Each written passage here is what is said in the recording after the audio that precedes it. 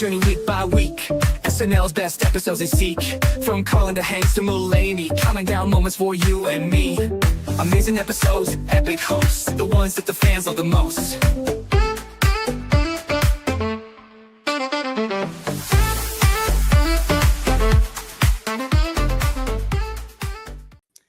Yes, welcome on in, everybody, to another edition of our countdown of SNL's greatest episodes of all time here on the Saturday Night Network, our summer series taking you through from season 50 to season 51 of Saturday Night Live. My name is John Schneider from the SNN, so excited to be back with you on this Monday night here as a presentation of LateNighter.com with a great panel of SNL experts tonight to talk through 22, 23, and 24 on the countdown. So first up, let's bring in my co-host, Bill Kenny is here. Bill, what is up? John, I'm doing great. I'm excited that we're finally going to get to talk about Broderick Crawford tonight. Oh, sorry. A couple more, and we're going to be like a Brady Bunch panel here. So this is fun. This is exciting. Yeah, I know. Look, it's always fun, when you get to these intense moments of the countdown. We're into the top 25 now to get more experts' opinions on the countdown. So tonight we have three very special patrons joining us, our greatest supporters here at the SNN. And if you would like to support us on the podcast, you can join at patreon.com/the SNL Network and podcast about Saturday Night Live and get to watch all of these episodes that we've been talking about here on the countdown. So first up, let's bring in my man from Ian Talks Comedy. Ian Fermeglish is here. Ian, how are you? I'm great. How are you? I am doing fantastic. It's so great to see you. How is your summer going? Summer's been great. Did a lot of good episodes of my podcast, and I've been watching these. And what I did when I filled out my 50 episodes is for 45 of them, I picked ones that I thought were going to get on there because I hate like being wrong. And then 5, I put my favorite episodes, and I don't care. They're my favorite that I didn't think was going to go on. So it's my fault Lindsay Lohan and Usher was on because I thought that was going to make That's it. you. That's me. I said people are going to pick that. I'm putting that down. I don't believe it, but I want to be right. Okay, all right. Bill, we finally have somebody to blame for this. One conspiracy theory finally solved. Thank goodness. Yeah, thanks, Ian. Yeah, I feel better now. So great to get to talk to you and excited to get your thoughts on the episodes we'll be talking about here tonight. And joining us for the first time on the SNN is Caleb. Caleb, how are you? Great. Just enjoying my summer to the best of my ability. Can't wait for season 51. And glad to be here with you guys tonight.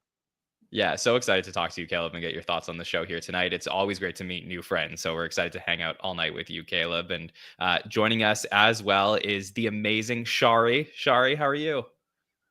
Hi, everybody. I am really excited to be here and looking forward to talking about these episodes and hoping that I'm not as unlucky as Bill, who's tried the lotto many, many times. I've never tried it. I've been a fan 90% of my life. I just never thought, I'll never get on, so why should I bother? But Bill has inspired me. He finally got to go see it this year, even if it wasn't the lotto. So I'm going to try in August. So everybody send me all the good juju. Yeah, that's a good reminder, Shari, because coming up in August is the lottery for season 51, as you said. So we're inching a little bit closer to the new season. I was actually just at Just for Laughs the last few days. Got to see Emil Joachim perform, who at Just for Laughs, and he was fantastic, super nice guy. So got to see him, and Mikey was here as well. So, the scouting has begun for sure for the new cast members, and we're going to find out some information very soon, I'm sure. So everyone is very excited. Of course, we will talk about any news that breaks from season 51 here on the podcast over the next few weeks when we find stuff out.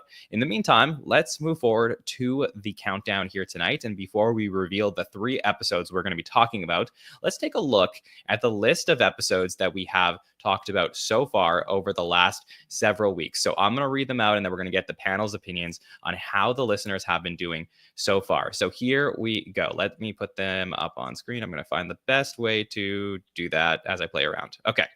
There you go. This is probably the best way to do this one. Okay. Did I Did I make you go crazy, Bill? Is that okay? All Got right. a little From the- vertigo there, John. There you go. Sorry, guys. All right. I was clicking a lot of buttons. From 50 all the way through 25. We started with Patrick Swayze and Mariah Carey from season 16. Then we got Michael Jordan and Public Enemy from season 17. David Allen Greer and Silverchair from season 21. And then Anne Hathaway and the Killers from season 34. The following week, we had Jerry Seinfeld and Annie Lennox from 17. Conan and Don Henley from season 26. Timberlake from 38. And Shatner and Lone Justice from season 12. Then Timberlake and Lady Gaga from season 36, Christopher Walken and Foo Fighters from season 28, Alec Baldwin and Pavarotti and Williams from season 24, and Sigourney Weaver from season 12. Then Gosling and Stapleton from season 49, Alec Baldwin and the B-52s from season 15, Seth MacFarlane's premiere from season 38 with Frank Ocean, then Lindsay Lohan and Usher from season 29. Then Christopher Walken and Arrested Development from season 18, Charles Grodin's episode with Paul Simon and the Persuasions from season 3, Jimmy Fallon and Michael Bublé season 37, then Sudeikis and Brandy Carlisle from season 47, and then we got to the 3 a week starting at 30 with Will Ferrell and Green Day at season 34, George Carlin's series premiere season 1, Peyton Manning, Carrie Underwood season 32, and then last week we talked about Pedro Pascal and Coldplay from season 48, Tom Hanks and Bruce Springsteen from season 16, and then Jack Black's episode with Elton John and Brandy Carlisle from just this past season 50. So many different seasons we've been talking about here, Bill Kenny, on the countdown. Now that we are at the home stretch of 24 to 22, how are you feeling? Feeling pretty good. Last week was a little bit jarring talking about something so recently. The only way we could possibly beat that is if we talked about season 51, episode 1, and it hasn't even happened yet.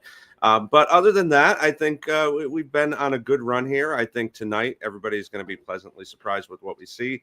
And I think these last 24 are really going to be the cream of the cream, the top of the top. The cream of the cream. The cream of the cream, yes. I think we're going to see the best of the best for sure. So I don't think there'll be very many quibbles other than maybe placement in certain ones. All right, we shall see. Ian, I know you mentioned the Lindsay Lohan and Usher episode. That was your favorite one that's on the countdown so far. Which other ones do you like? No, what I said was I wanted to actually vote for the things that are going to get on the list this time. I know, I'm messing with you. I know. And of these 25, I had 20 of them. I didn't have Jack Black, Elton John, and Brandy Carlisle, and I didn't have Sudeikis and Fallon and Seth MacFarlane and Sigourney. But the other 20, I knew were going to be up there. And wow. the three we're going to talk about tonight, I had all three, and they're great episodes, and I'm looking forward to talking about them.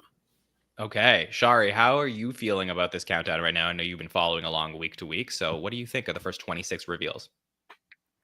I wish I had Ian's memory. I can't believe how well he remembers all the episodes. They all kind of blend together for me.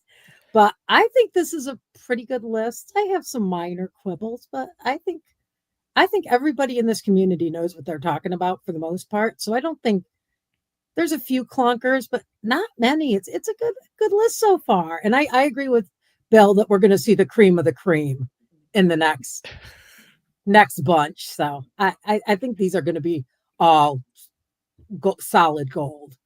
Okay. For sure. That's really exciting. Caleb, let's get your first thoughts on the countdown and the reveal so far. You know, it's great to see all the way from season 1 to one of the most recent episodes we've had. You know, there's so much here from all years. Out of the most recent from 41, Jack Black by far is the best. It's better than Sudeikis's episode. Better than Ryan Gosling's episode. That's my personal opinion. It should be everyone's, but I'm excited to talk about these ones tonight. We got some heavy hitters tonight, that's for sure. Yeah, I love the fire. There you go. So great stuff, Caleb, and I'm excited to reveal. So enough teasing. Let's get into it. Let's talk about the first episode that we will be discussing here tonight, and I'm very excited to talk about I think this is one of my favorite episodes of all time. This is an episode that kicked off a season that is considered one of the greatest seasons ever. And we're talking about a host that we're pretty familiar with talking about so far here on the countdown, but you got to include this episode on the list. So congratulations to season 14, episode 1, October 8th, 1988, hosted by Tom Hanks and Keith Richards. And this is an all-timer, Bill Kenny, here at number 24.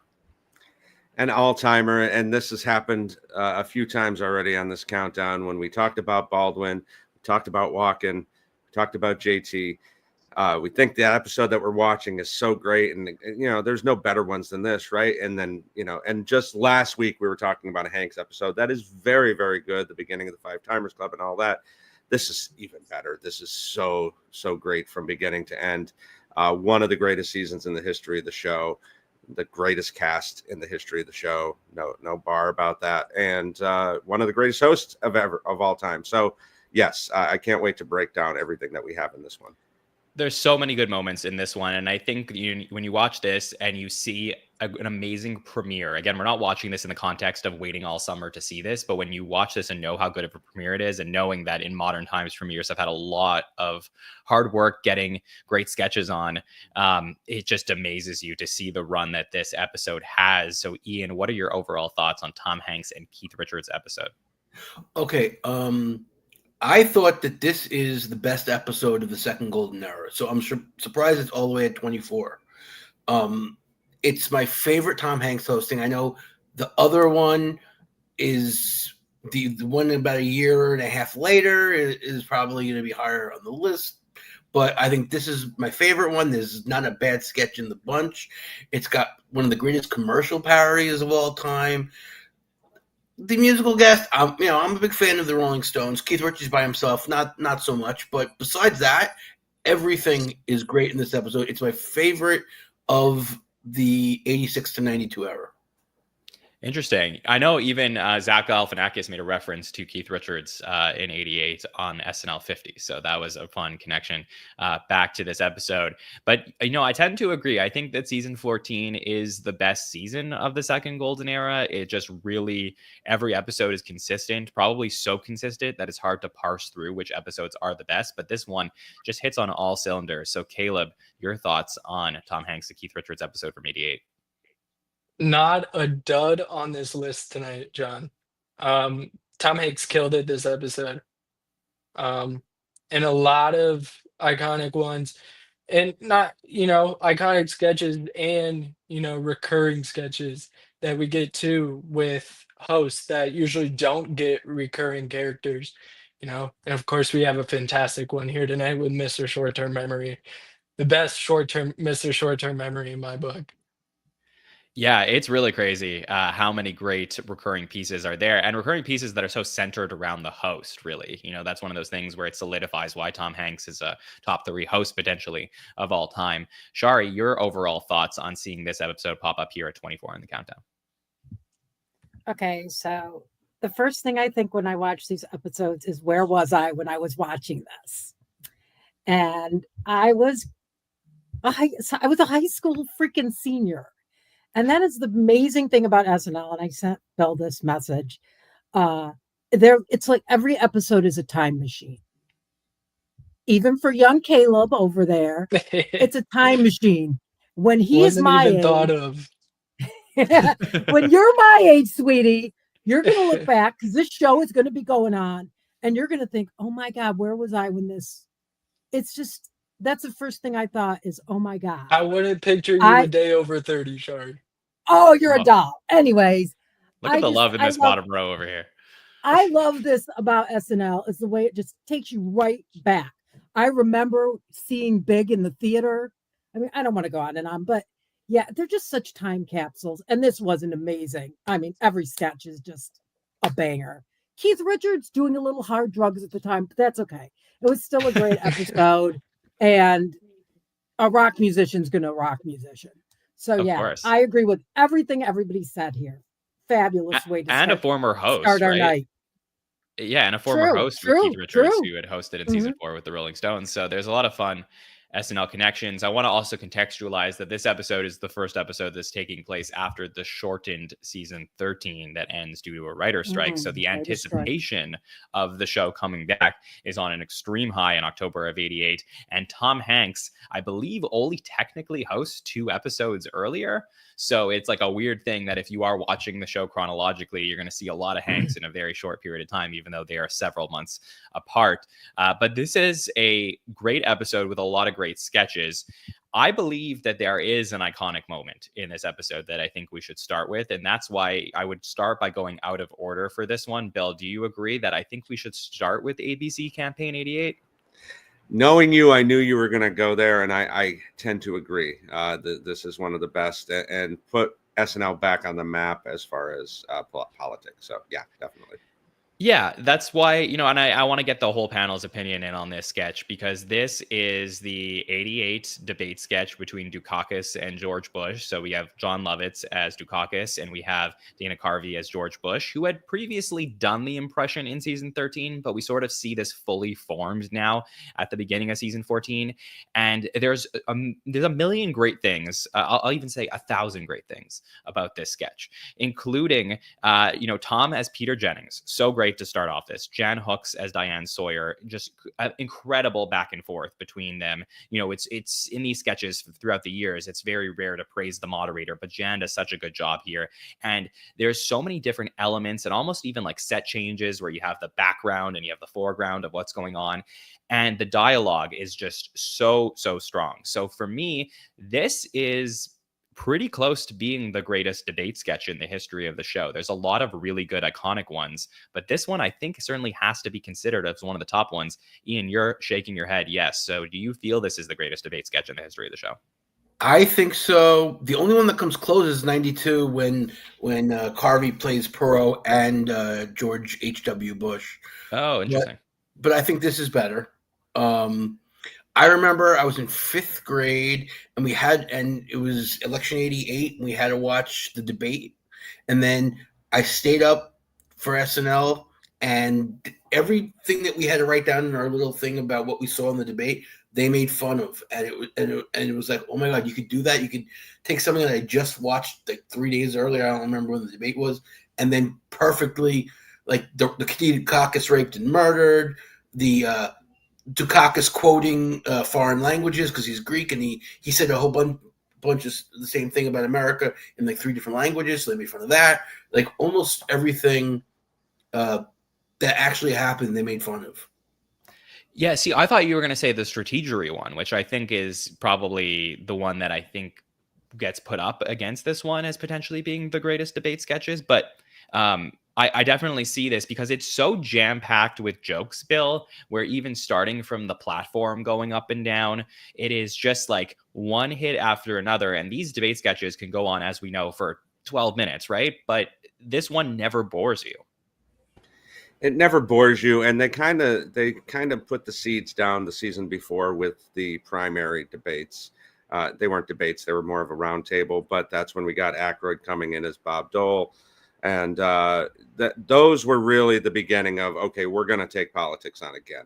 Completely ignored in 84. They kind of touched on it in 80, but there was no debates really. So this was really the first time since Chevy and Danny in 76 as far as presidential debate. And they both had these impressions down so well. Like Dukakis was hard to nail. Like he didn't have that kind of personality, didn't have a tell that a lot of these comedians look for. And I think Lovitz found it. And yeah, as you said, Jan is so great here telling Bush, there's 1:23 left, Mr. President, or Mr. Bush. And even Phil at the end, David Brinkley, kind of forgotten to time, but one of the greatest newsmen of the late 20th century. He does a great impression towards the end there with that. You get Kevin as Sam Donaldson, which he does so fantastically. Yeah, I mean, there's just so much. And of course, there's the one iconic line, can't believe I'm losing to this guy. Like that's what's remembered, but everything about this is fantastic. And I do believe that line is probably going to be the one that one day, if ever SNL, comes to an end, I think will be looked back as like in the highlight package of like, this is the moment from 88 that will be the most remembered. Caleb, what were you going to say about this debate? Sorry. I just, Sam, who was Kevin Nealon in this? Sam Donaldson. He did that quite a bit in this era. He was a newsman for ABC. In those prosthetics, at first, I'm like, does this guy really look like this? And so when Kinda. it makes total sense. Yeah, and Dana Carvey's H.W. Bush never gets old.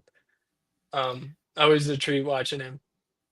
Yeah, I think that was probably more of an exaggerated Donaldson, I would say, but it almost contrasts a little bit to Lovitz's Dukakis, which gets no recognition by memory. I know people remember that famous line, but like people don't really remember Michael Dukakis, and people don't remember John Lovitz playing Dukakis as like a great impression, given how iconic Dana's George Bush impression would be. But the whole bit about him saying that he's enraged as he just does not move his mouth and look in the camera is like, it was so good to me and so well done. I don't know how a Dukakis presidency would have played with Lovitz playing him for 4 years, but at least in these short moments that we get, I feel that Lovitz does an incredible job, and it's so underrated. Shari, I'd love to get your thoughts on that and this debate sketch. So, not to keep hampering on this, but this was the first election I voted in. So I do remember Michael Dukakis, and he was very dry, not very emotive. Lovitz nails it just perfectly. I mean, and those eyebrows, I mean, they get the look just right. And yeah, it is one of my favorite debate sketches of all time. I definitely think the lockbox is a close runner up, but those two are certainly the ones that I always think about. And yeah, I can't say enough about Lovitz's Dukakis, but I love John Lovitz, and I don't think he gets the credit he should get. Bill and I have chatted quite a bit about how much we love John Lovitz and how jealous I was that he got to see him live. I hope I get to see him live one day because my husband loves him too. So yeah, a fantastic debate sketch for sure. Yeah, he's a special person, and really just I do admire a lot of the elements that he was putting into this and how much it opposed Dana's Bush. I just think the opposition of the two, where there's been other debate sketches in SNL history where the two opponents are really staring at each other and speaking to each other. In this case, there's that you don't have that like horizontal element, like it's very vertical, that they're both facing the camera and doing their own thing in their own, like they have their own silos that they're performing in, but still the sketch remains cohesive.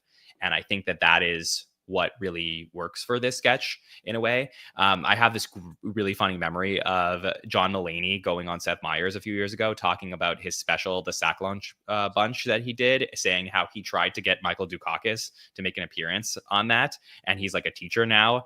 And he sent him like a message and he was like, what the fuck is this? So I do think that he's still out there, Dukakis, but seriously, a great impression. And also the first appearance of Jeff Ronaldo playing Dan Quayle, which is the bit they used to do about the vice president, that he was so young that he was a kid, so they would have a kid play him.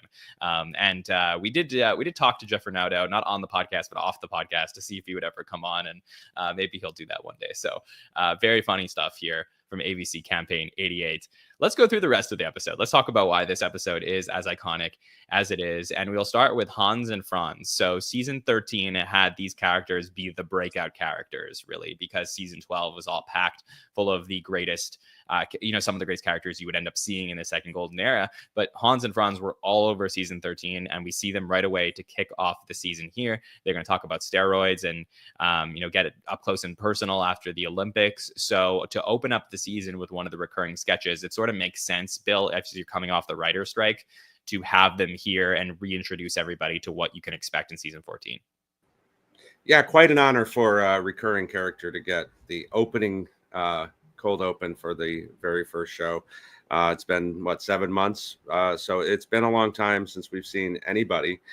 So yeah, it's almost like a warm blanket to have these guys. And the Olympic coverage is funny. And if you don't remember, and why would you, this Olympics, even though it was the Summer Olympics, which usually happens in July or August, ended a week before this because it was in Seoul. They did it a lot later.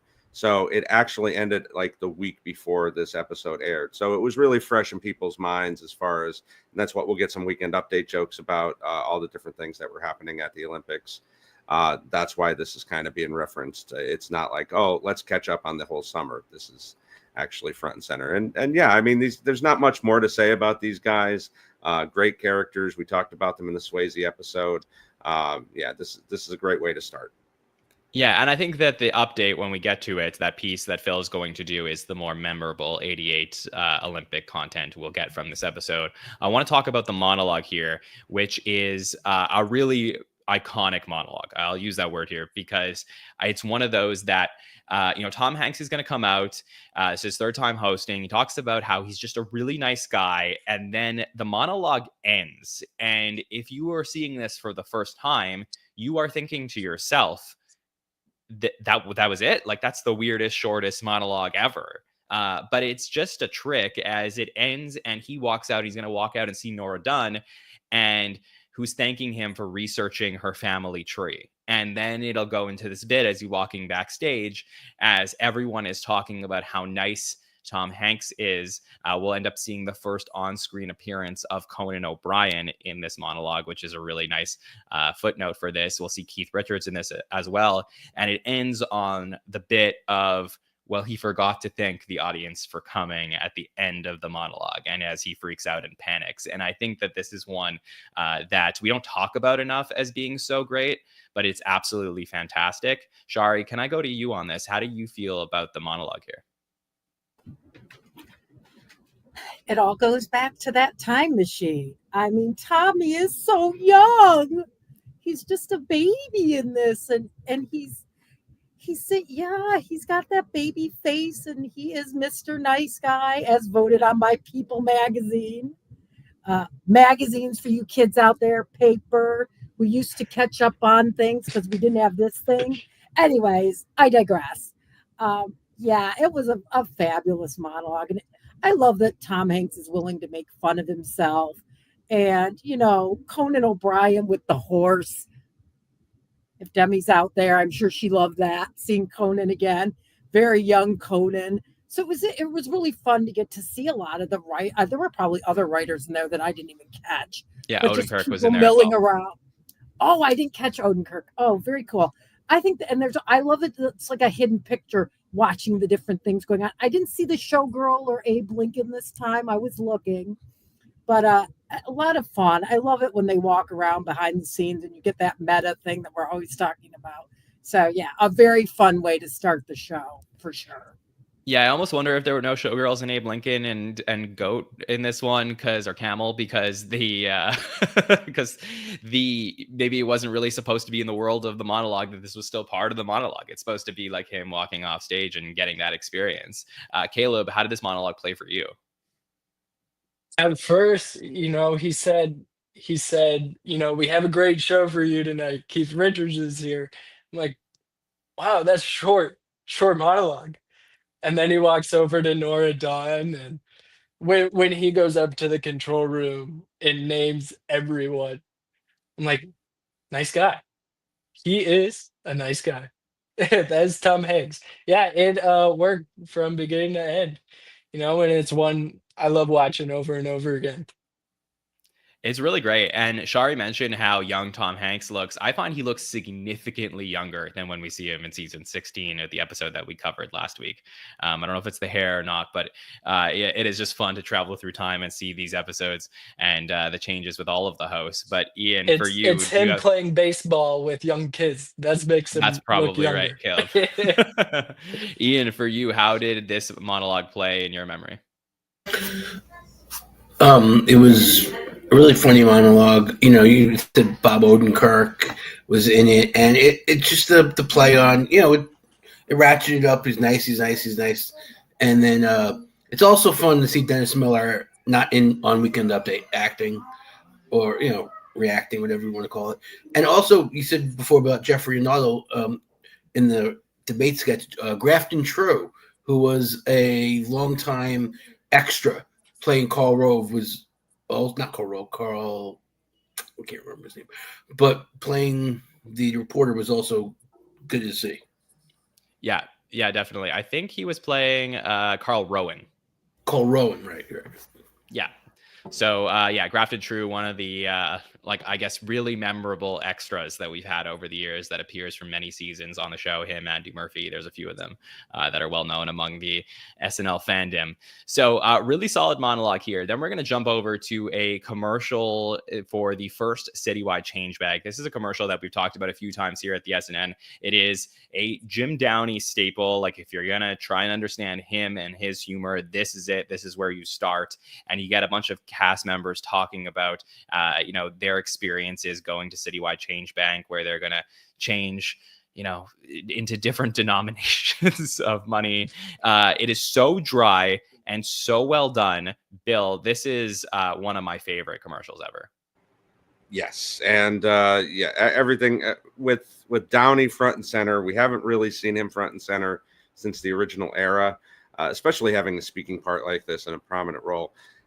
This is so well done. This plays so well on banking commercials of the time, where they would make it feel like, oh, you're giving us all your money, but we're a warm and welcome family. So that's what they're playing into here, and we get Jan, Kevin, Nora talking about, didn't have change, if you don't want 2,000 nickels, we're not going to give that to you unless that meets your specific banking needs.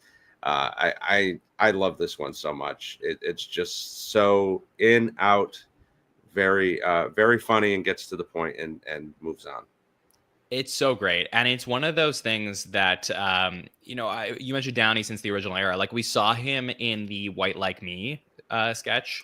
Fair. That would be probably one that you think of where you're trying to like get to know James Downey's humor. But man, he does such a good job just being front and center leading this, as he's just like, it's as dry as can be, but it plays so well where the room is like, when you're watching this at home, like your room is probably as silent, but I can't help but getting a belly laugh out of just how dry the lines are in this one. Caleb, what do you think of the first Citywide Change Bank?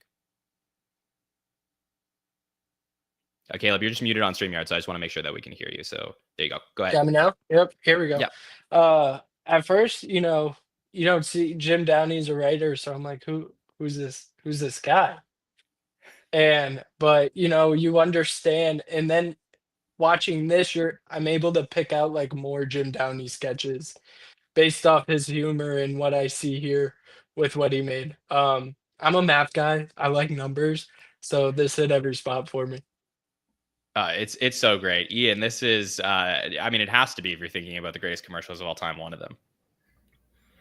Yes, actually, on another podcast where they did a best commercials, this is the one I put as number one for the best commercials, and it's great. And it was written for Kevin Nealon, and Kevin was having trouble doing it, and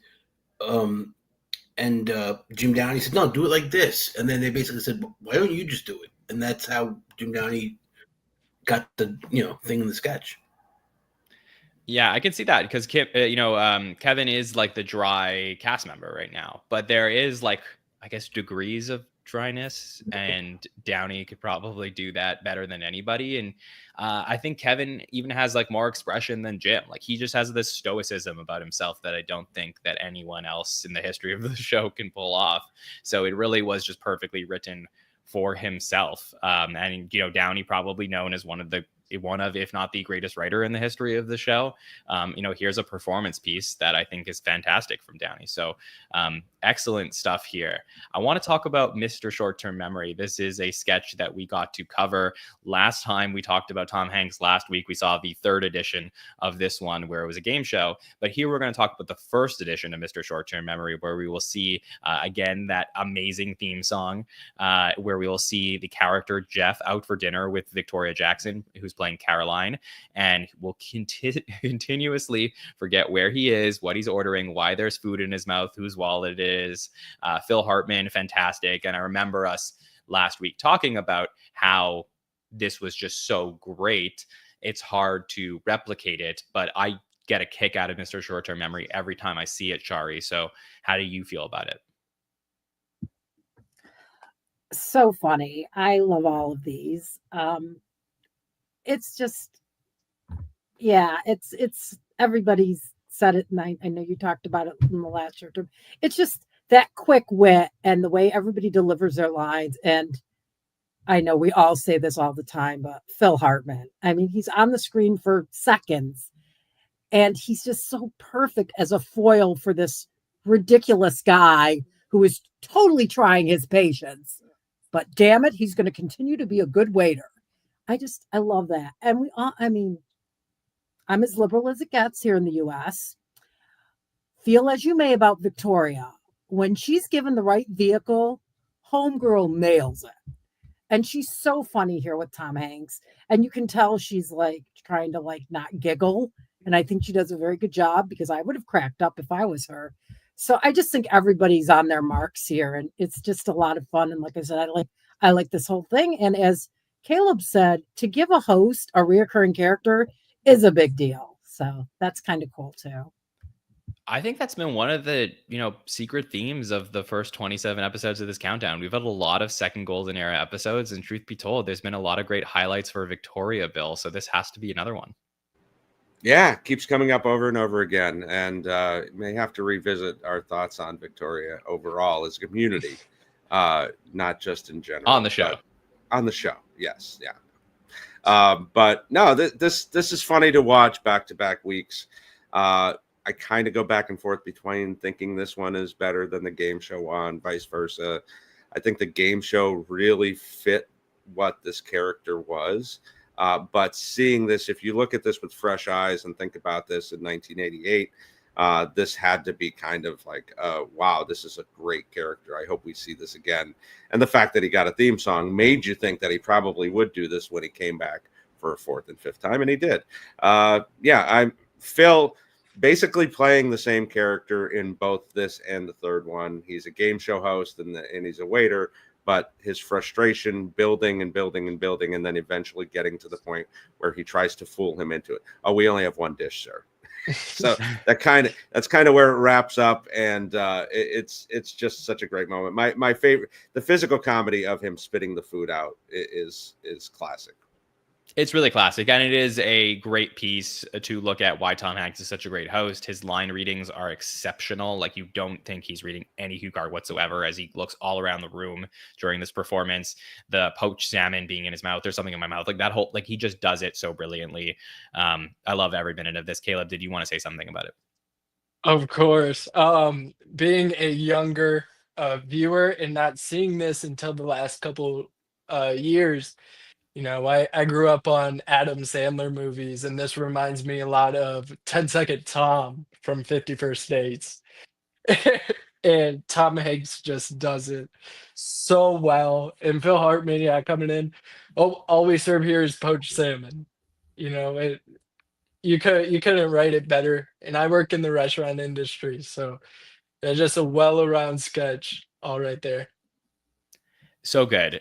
We didn't talk about Keith Richards as a musical guest, but he is here. He performs "Take It So Hard" and "Struggle," and I think great performances here from Keith Richards. We also then go to Weekend Update, where we have Dennis Miller, who, in my opinion, was absolutely on fire. One of Dennis Miller's greatest updates, probably in his tenure. But the section we have to talk about is Phil Hartman in what is really his only real appearance on Weekend Update as a cast member. It's like one of those just like weird, like, did you know facts about Saturday Night Live, that Phil Hartman was all over the show during his entire tenure, but never on Weekend Update, except for this, where he's not at the desk, but we're going to head over to the all drug Olympics as he is playing Sergey Akhmudov at the weightlifting final.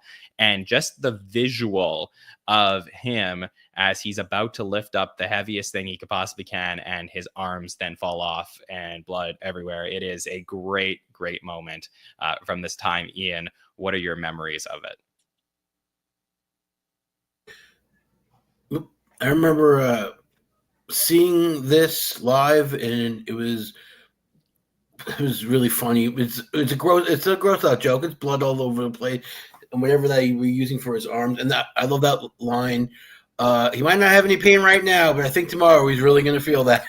It's just a great line, because he was on like Novocaine, Darvon, and some sort of fish paralyzer. And it's just great. But I think Phil Hartman played Sinatra when he got cut off at the Grammys. He appeared on Weekend Update to finish his speech. You're right. Yeah. That's true. Was that? I think was that when he was hosting? No, that was 94. Okay, His last it's just very rare then to get Yeah, Phil somewhere mhm, at the desk, which was sort of is what I was trying to say. But yeah, this is Mhm. truly a fantastic moment. And Bill, it's like one of those things that it was so rare at the time to get a gag like this versus now where we're in the farewell Mr. Bunting world where that's been trying to be replicated for so many years. But like the blood gag of this, I think felt more novel then. It definitely felt more novel. It's kind of like when they started doing the puke machines, where the first couple times you saw them with the that was novel, and now it's every other week. But yeah, this you can hear it in the audience reaction that they're just completely shocked by this. As you said, Phil being here for a rare appearance. I also have to point out two jokes here. We get a Dodgers joke, which hey, they're on their way to the World Series. Oral Hershiser hasn't been scored on since the same as Brooke Shields. Love that joke. And then Dennis sneaks in. You have to pay attention. He sneaks in a Generalissimo Francisco Franco joke. He doesn't call him out by name other than his last name, but that's who he's talking about when he's talking about Pinochet. And he references the Quayle debate. I knew Franco, you're no Franco. That's who he's talking about. So a little tip of the cap to Chevy here on Weekend Update in 1988. Yeah, super nice stuff. Shar, did you want to say anything about it? No, I was just admiring Bill's catch there. I couldn't figure out the Franco thing. And now it all makes sense. That's why I love talking to all of you. Yeah, that's You help great. me Well, remember good things. yeah, that's the fun of this. So let's keep going. Let's talk about the first post update sketch where we're going to get the Girl Watchers. This is the Tom Hanks and John Lovitz pairing as they are at a class reunion. It's the second time we're getting these characters, the hello and goodbye, as people are walking by them. And we get they are so interested in talking to these people, but they cannot do it. And just the way that they do that, I feel that these lines and the tone in which they use their voice is something that everyone who has watched these has imitated for years and years. It is definitely one of the most memorable Tom Hanks characters from his time as a host here. Caleb, how did it play for you to watch a Girl Watchers sketch? Here, Caleb, just make sure we can hear you. Just make sure to unmute yourself. There you go. Second time. You're good, buddy. Go ahead. The monotone that they came out with just till this sketch made it so much better. And the best part, buenos dias and buenos noches to a white girl who probably doesn't speak Spanish. Absolutely killed me. I can't say much for Dukakis because I'm, a little younger. Uh, but John Lovitz, this was his highlight of the night for me tonight. It is so good. And I also want to mention that there has been several versions of reruns of this episode where the sketches have been reordered. So the rundown that we're going through tonight is the live version of the rundown. So you may be wondering if you've seen this, why we were going in a different order tonight than the episode that you may remember. But that is the Girls Watcher sketch, the first one after update. And Bill, I feel like I recall at one time you telling me that these are some of your favorite characters in the history of the show. Is that correct? Yeah, because it really, for my teenage self, going to dances and things like that, dealing with rejection in that teenage way that you have to, this kind of put a salve on the wound, right? Like you're sitting there with your buddies and you just hello and goodbye. She saw nothing of value in me. So it kind of eased the pain when you were trying to hit on that cute girl at the dance. And yeah, I mean, Lovitz and Hanks, what a pairing here, and adding Nealon at the end is really, really great too. Yeah, no unibrow from John Lovitz in this one, which I think he has in the first one. But that's always a great visual. So these are some really great sketches, Ian. Are they some of your favorites as well? Yeah, I think I have a lot in common with Bill. These are two of my favorite characters of all time, and yes, they were written by Conan and Smigel.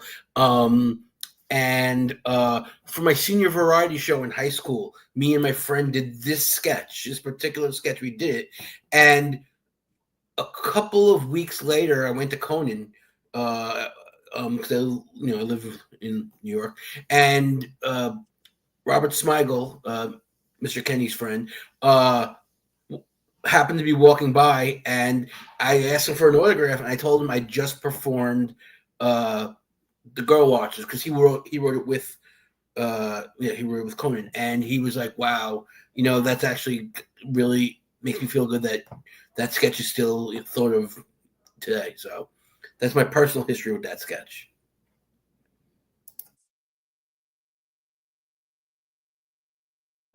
John, you're muted. Thank you, Caleb. You're rubbing off on me. All right, that is really cool, Ian, and I'm glad to hear that anecdote as well. Then we get a sketch that's probably a little bit less memorable, but something that I found very hilarious as a fellow Jew here. Where we're going to see a game show, Jew, Not a Jew. It's a fun game show where we're talking about which celebrities are Jewish and not. And I think this really plays well if you are Jewish, because this is a game that people play all the time of like, and you're going to see it later on in SNL history with the Sandler, Hanukkah song talking about which celebrities are Jewish or not. So he sort of has like that fun play on that. But this is a really, really fun exercise that I think that Jewish people tend to do of like, well, that person has to be a Jew. Like they feel Jewish. So Shari, did you have that same sentiment when you were watching this sketch? John, I'm a Jew too. And yes, we totally do this. My dad and I did this my entire youth. My dad knew every actor that was Jewish and would inform me of such. So yeah, this really resonated for me. As soon as I started watching it, I remembered it. And it's just so true. We do it around the table at dinner, John. I don't know about your family, but I'm thinking yes. We do it around the table at dinner. Like, oh, that Jew, she's in this show. And we do this. So yeah, I definitely agree. It is a thing we do. And I'm surprised there's not a game show. So yeah, I love this one. And I think it's one of those things that in today's time, with everyone being more sensitive to things, like Right. it's easy to watch this sketch and then assume that in some way it could be insulting to multiple different types of people. But I will take this and say, like, this is just pure fun. For me, it is like, it was always exciting to be like, oh, that person's Jewish, like they're part of the tribe too. And that is that cool aspect of things. So Ian, do you agree? Do you feel like there's a lot of fun in this sketch? I do. I mean, three-fifths Jews on the panel. We play the game. The one person who didn't like the sketch, I remember this, was Howard Stern, because he had a similar thing on his radio show, and he was really mad at Al Franken for a couple months after this for basically ripping him off. Yeah, because he used to have his guy, I forgot his name, play Kurt Waldheim Jr., and they would play Guess Who's the Jew?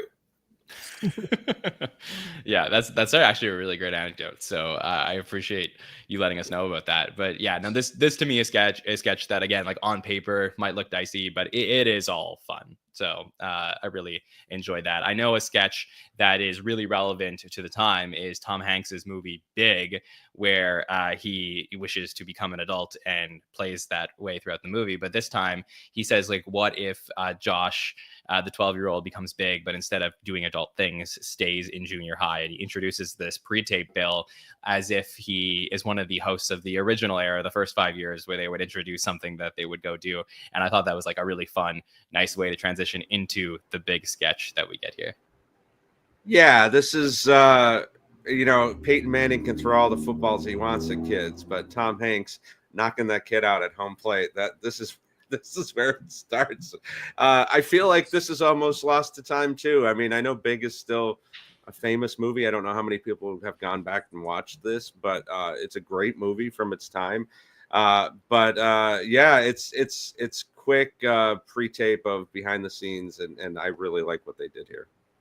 Yeah, it is so great. That moment, you're so right, when he decks the catcher, which would not be allowed now in the MLB, but here in this sketch, it is an all-time moment. Caleb, did you enjoy it? No, of course. Decks him not once, but over and over and over again. And when he chases him down the third baseline, it takes the cake right there. As Bill calls it, the cream of the cream. Yeah, very very creepy moment there at the end. Okay, let's talk. Oh, sorry, you mentioned the big sketch before, so I do want to ask you if you wanted to say anything about it. Nope, I just love the movie and I've seen it 1,000 times and I know that it's not politically correct, but I still love it. Yeah, it's a fun movie. All right, let's talk about the last sketch of the night. So we're going to talk about the Pat Stevens show. I don't believe we've covered a Pat Stevens show sketch yet on the countdown here with Nora Dunn leading the way. I've always been a big fan of Pat Stevens. When I talked to Nora at the 50th, she was doing some of it. Like, to me, this is like one of those ones that because Nora sort of got lost in time, the character did as well. But I'm a big fan of it. What's interesting here is that we get Barbara Bush, played by Phil Hartman, opposite of Jan Hooks, playing Kitty Dukakis. And like right away when it opened up, I was like, oh, is this the one where she does the thing? But it's not. It's the one about the son. And that's from the last time. He says, is George Bush your son? That's from the last time that Tom Hanks hosts in season 13. And that one, I think, makes this one less iconic, but there's still some good lines here. So Bill, I saw you shaking your head a little bit. Were you thinking the same thought as me of like, is this the one? I knew it wasn't, just because of the timing, because the Elizabeth Dole that Jan was playing the previous season, when it was still primary season as opposed to that's the only reason, and there's no reason that anybody else should know that until you watch it. But this one isn't. That one was played so many times in so many clip shows. Are you proud of your son? But I think this one is better overall from beginning to end, because I think the cat fighting here, talking about the drinking, it's a lot of fun. You don't think of the first ladies, at least in this time era, as being, confrontational, and to see them going at each other like this was really a lot of fun. Yeah, and I think the part of the gag here that I really love for Nora is the whole, should something happen to the first lady, the runner-up would then step in, as if this is a pageant, and it always has to be a pageant from the great Pat Stevens. Shari, how do you like the Pat Stevens show sketches? I love Nora Dunn. I think she's so underappreciated. And she's such a pot stirrer. Nora Dunn is such a pot stirrer, very reminiscent of the talk show hosts at that time, a la Sally Jesse. I am really dating myself. But talk shows were a big deal back then. And these pot stirring hosts, be they Maury Povich or Sally Jesse, there was a bunch of others, and she's just perfectly that way. She plays it off like she's being like this nice, sweet little ex-model.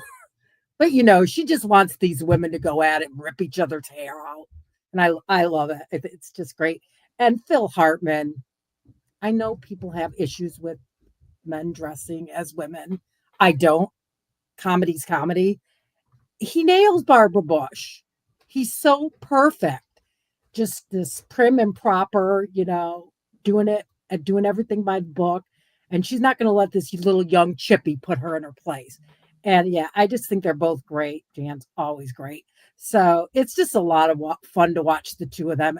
And they have such mutual love for each other as actors that anytime they're on the screen together, and Dana talks about this a lot on Fly in the Wall, anytime Jan and Phil were together, they were having a good time.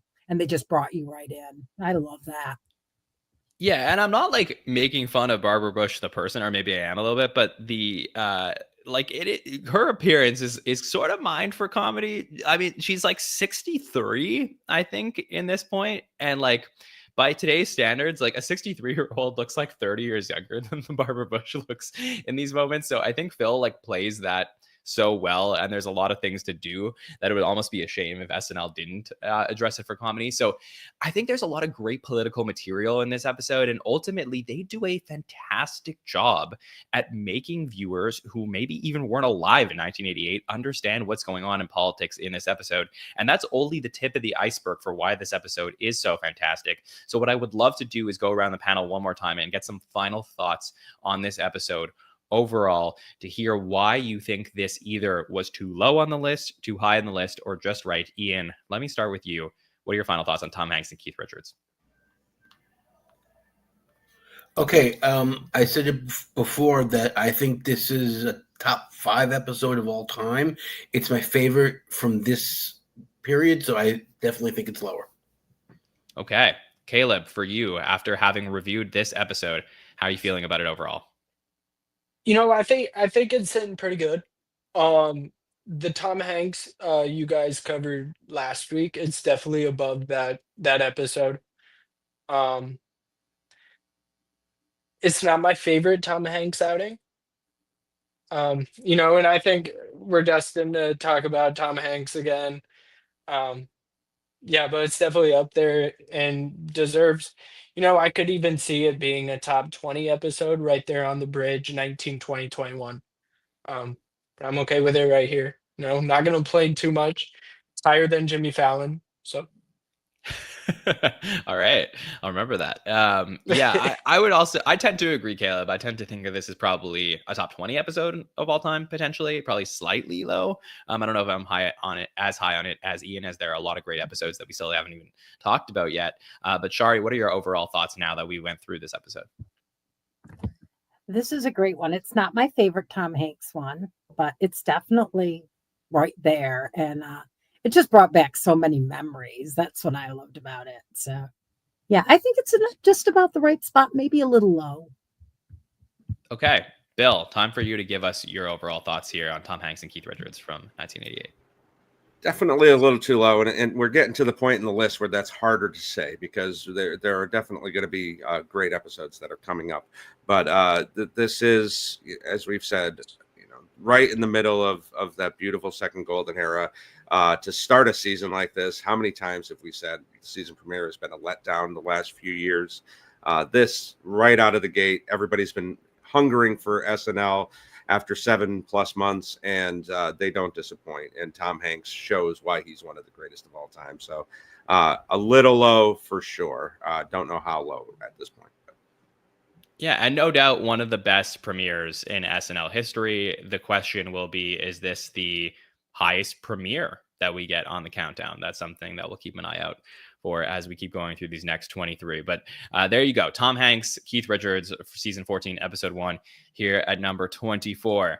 Let's move on to our episode that we have to talk about here at number 23. And this has a unique place on the countdown as being the only episode we've talked about so far to have more than one host. So let's move forward in time through to season 41, our Christmas episode, hosted by Tina Fey and Amy Poehler, with music from Bruce Springsteen and the E Street Band. Definitely a memorable episode back from December 19th, 2015, here at number 23. Shari, you seem very excited to talk about this one, so let's get your overall thoughts first. Oh my God, I love this episode so much. This is one of probably my top 10s. I love Amy. I love Tina. Everything about this episode just made me smile. It's a holiday episode. They always seem extra special. So that's it. I'm just really excited to talk about it. When I saw it was going to be one of the episodes we were talking about tonight, I was like, John knew. He somehow knew. He's freaking psychic. He knew how much I wanted to talk about this one. So yeah, very excited. Yeah, I'm excited to get into it. Caleb, for you, were you excited to see this one make the list here at number 23? of course I was. You have your classic Christmas movies, Home Alone, Elf, The Grinch. If there's Christmas episode that you should watch any Christmas is this one right here. Tina Fey and Amy Poehler just show why they're one of the best duos, in all the SNL. Maybe behind Phil and Jan, but sadly we never got a hosting stint with those two, but these ladies did a wonderful job for Christmas that night. Yeah, I remember the excitement of just hearing that Tina and Amy were going to be hosting together. I was like, oh, that's such a fun idea. Like, Amy had only hosted the show once before. She definitely deserves to have hosted more than twice. And I think Tina just, continued to come back and having, her partnered with Amy, it just made so much sense for a Christmas episode. And it's going to create a lot of great memories that we'll talk about from this episode. So Ian, for you, you said this one was on your list as well. How do you feel about it arriving here at 23?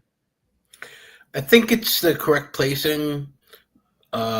It's a good episode. It's a Christmas episode. They're usually pretty good. I mean, honestly, we know that the iconic sketch in there raised it up and put it on the list, I think.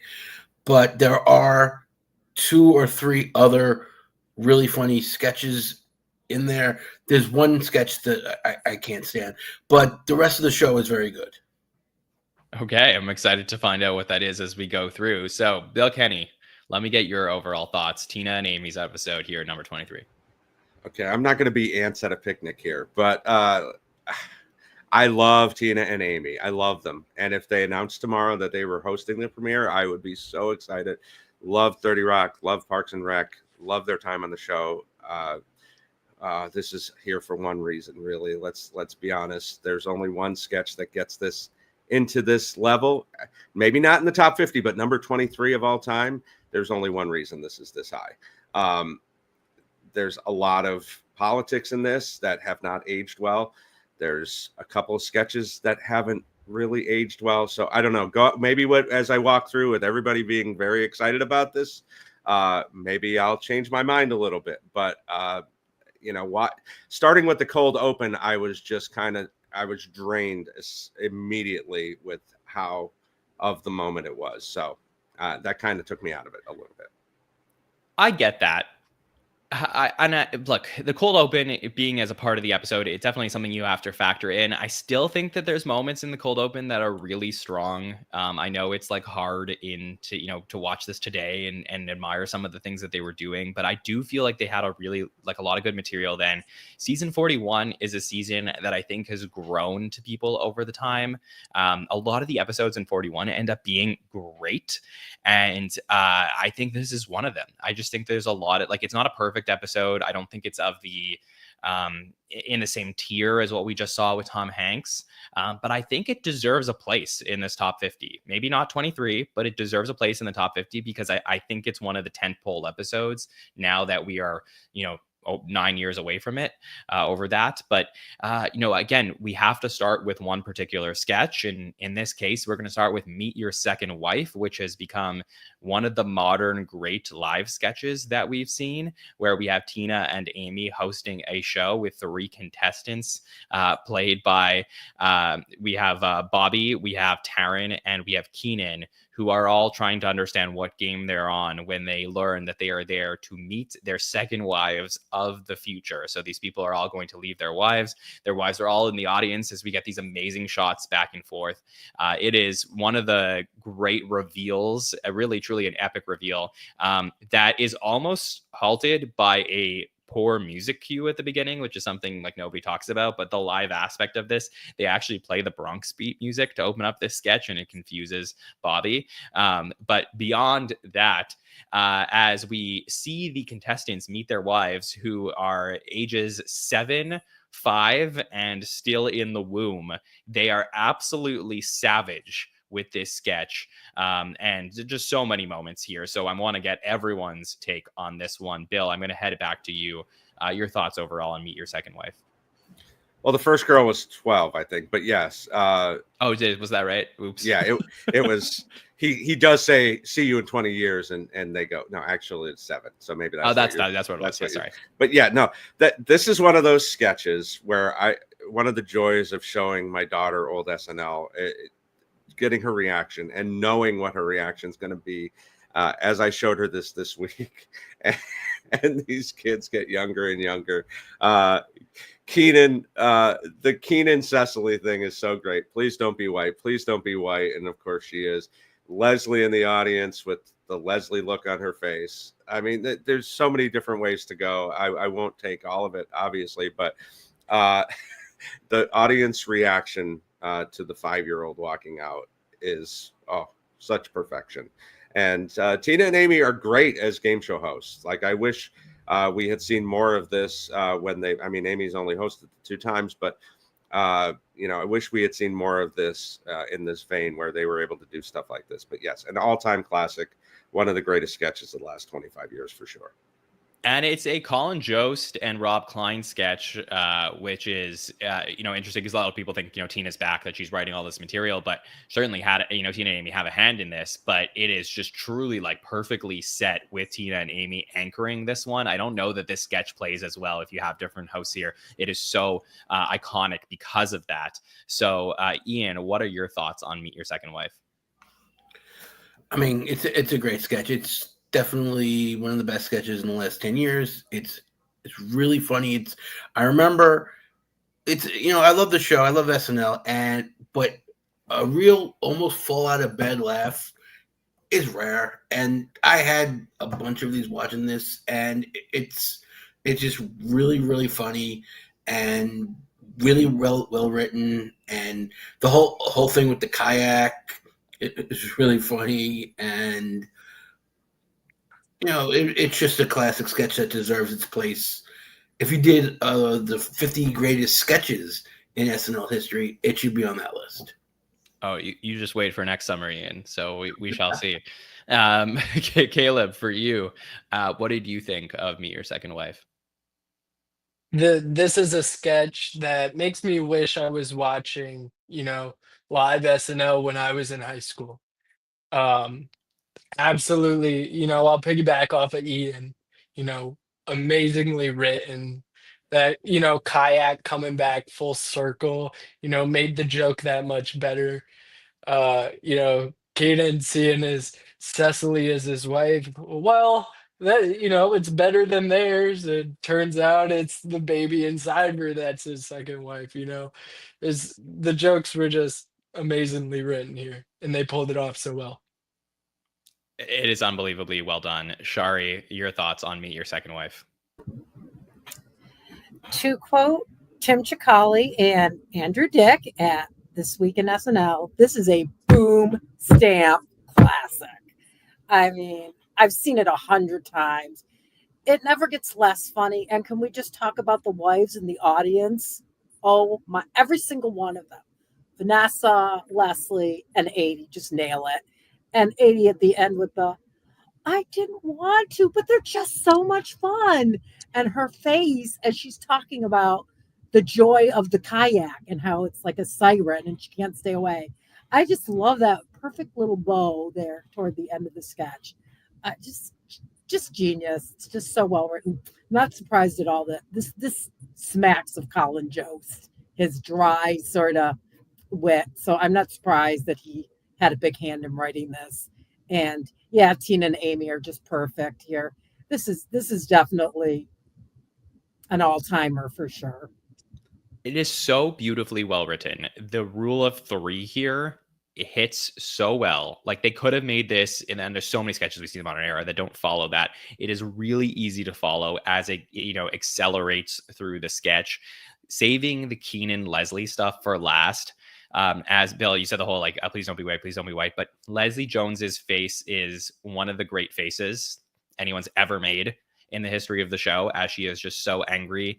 And then, we already get one reveal at the beginning of the sketch, finding out what the game show actually is. But the second reveal that we get, where Keenan thinks that he's safe because his second wife is actually a lot older, but it turns out that his second wife is the one in the womb, is another great reveal in this one. So there's just so many layers to this that are really well written. And yeah, doesn't have the, I'd say, mass appeal of something like a Debbie Downer that got the Lindsay Lohan episode on the list, or maybe even Beavis and Butthead that we talked about from Gosling. But for me, among SNL fans, this is talked about for sure as one of the greatest live sketches we've seen in the modern times, and definitely helps boost this up further on this list. Let's go through the rest of the episode and talk about what we see here. So Bill alluded to the Republican presidential debate. So we're going to put ourselves at a place in time in December of 2015. So before we knew officially who the Republican candidate was heading into the 2016 election, we get an appearance from John Rudnitsky as Wolf Blitzer. Daryl Hammond is playing Trump at the time, where in season 41, they couldn't figure out who was going to play Trump. It was Taron Killam, and then it got sent over to Daryl. And, remember that Trump is going to host a few episodes earlier in this one. So there's a lot of craziness with that episode, which I don't believe will make the top 50. Taryn as Ted Cruz. We have Jay as Ben Carson, Pete as Marco Rubio, Beck as Jeb Bush, Bobby as Christie. We have Kyle as Rand Paul, Cecily as Carly Fiorina. So there's just a lot of different candidates here, some good humor. But a lot of this is really centered around Trump making fun of Jeb Bush, calling him Jebra. And of course, we get this line that is become a pretty memorable line from the episode of, you're never going to be President Donald. And he says, yeah, no kidding. None of us are going to be genius, because everyone at the time truly felt that Hillary had this in the bag. And that is a large part of this episode. So Ian, any memories for you that you did enjoy from this Republican presidential debate sketch? No, I thought it was funny because I know that going into 2015, the front runner for the Republican nomination was Jeb Bush, and once he got on Jeb Bush with he's a low energy Jeb, I think that was his nickname. He tanked after that, and he was supposed to be it was supposed to be Clinton Bush. That was what people thought it was going to be, and at the time, that's what the comedy was about. But we all know what happened, so it's not as funny, I guess. But it's still funny on December 19th, 2015. Yeah, I did, even going back to watch it, found that there was a lot of good things in here. I got to be honest, I even found Daryl's Trump like a little bit refreshing, just as just a different tone compared to what we've been seeing a lot lately. And I'm just such a huge fan of James's Trump, but I do feel like there was just like this pure like aggression that I think played really well at the time in this sketch, as I was always a fan of Daryl's Trump back in the day. Then we have this monologue, which is, they're promoting the movie Sisters. It's always weird, by the way, for me to see Amy Poehler with that hair color, as I'm so used to her being blonde, but it just coming out for this episode, going back to back with Tina as they're going to sing a Christmas song of different tones. They're peanut butter and salami together. So they're having some fun here, welcoming in the Christmas spirit, Shari. So for you, the monologue, how did that play?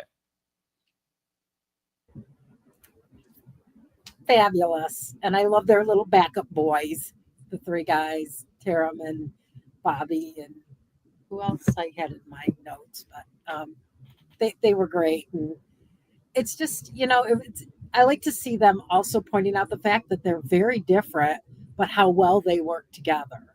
And that's what this whole monologue illustrated. And they just had fun with the Christmas theme. I enjoyed it. I've, again, watched it many times, but I enjoyed it just as much this time. And it's not even Christmas season. So there you go. Yeah, Keenan in this one as well. Caleb, what did you think of the monologue? I really enjoyed the monologue. Yeah, I was very surprised seeing Amy Poehler with being a brunette. It caught me off guard quite a bit. The whole episode, I was kind of just like, Amy, you can go back to blonde, like go dye your hair in the back. But Christmas comes around and your music is either, your radio, Mariah Carey, or it's your gospel, your hymns, and they played both of those together really well here in the monologue. So yeah, no complaints here. But cold open, not my favorite. So this was the start to the good show. Very solid monologue here. And I think when we knew that Amy Poehler was going to be hosting the show again, the question of Kate's Hillary impression potentially meeting Amy's Hillary was something that a lot of people were talking about happening. And this is a trope that we've seen a few times in SNL history of a past meeting a present impression. We had that when we talked about the Jason Sudeikis episode as well. But we'll talk about a Hillary Christmas as Kate's Hillary goes to sleep and wakes up and meets the Hillary from 2008. Eventually, we'll also see Tina Fey's Sarah Palin in this because, of course, but the humor back and forth between what happened with Hillary past and Hillary present. And I've, as much as iconic as Kate's Hillary has become, I was always a really big fan of Amy's Hillary. And I thought it was really fun to see these two side by side. And as far as political material is concerned, there is some stuff that plays really interesting in retrospect, but I do really love this sketch, Bill. I don't know if you're as high on it as me, but I'm curious your thoughts.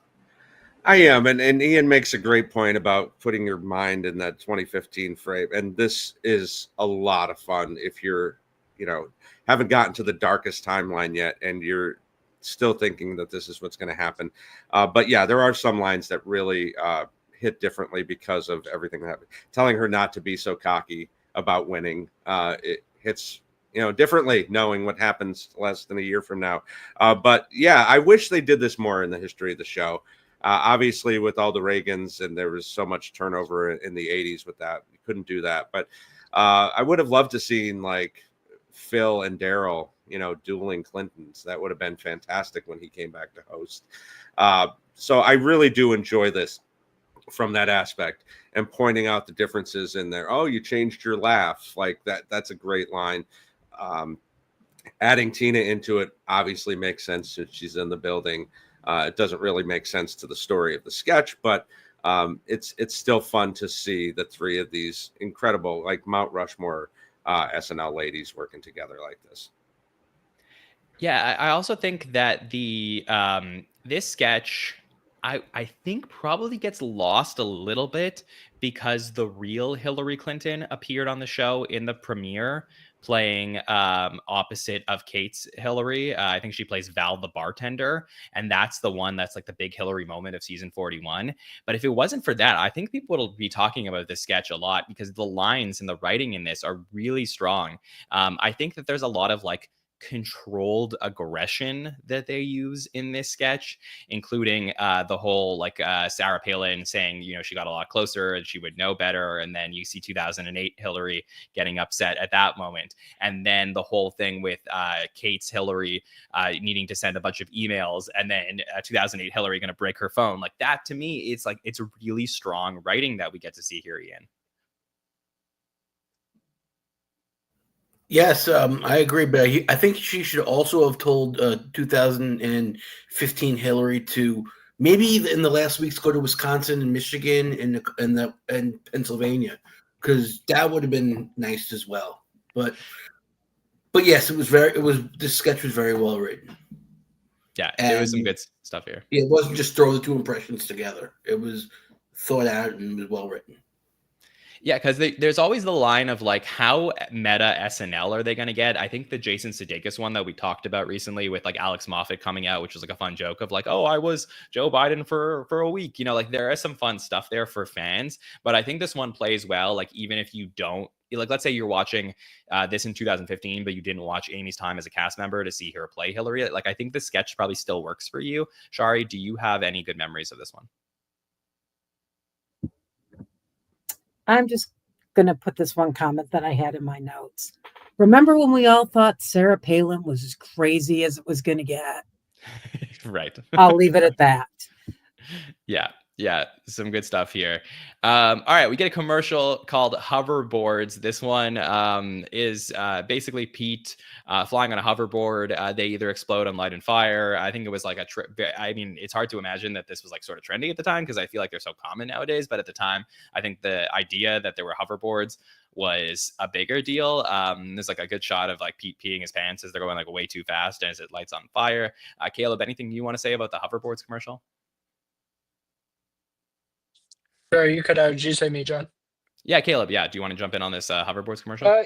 Yeah, I was a kid back then, so the hoverboards were all the rage. And seeing on the internet them catching on fire. I've had an uncle fall, an older uncle fall on one a couple times. They can be dangerous, but they're always a blast. So seeing a good commercial like this is always a hoot. Yeah, it was a good one.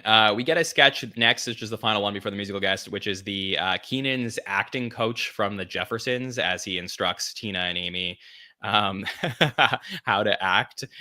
Bill, you're shaking your head. This is the one that you thought was a dud?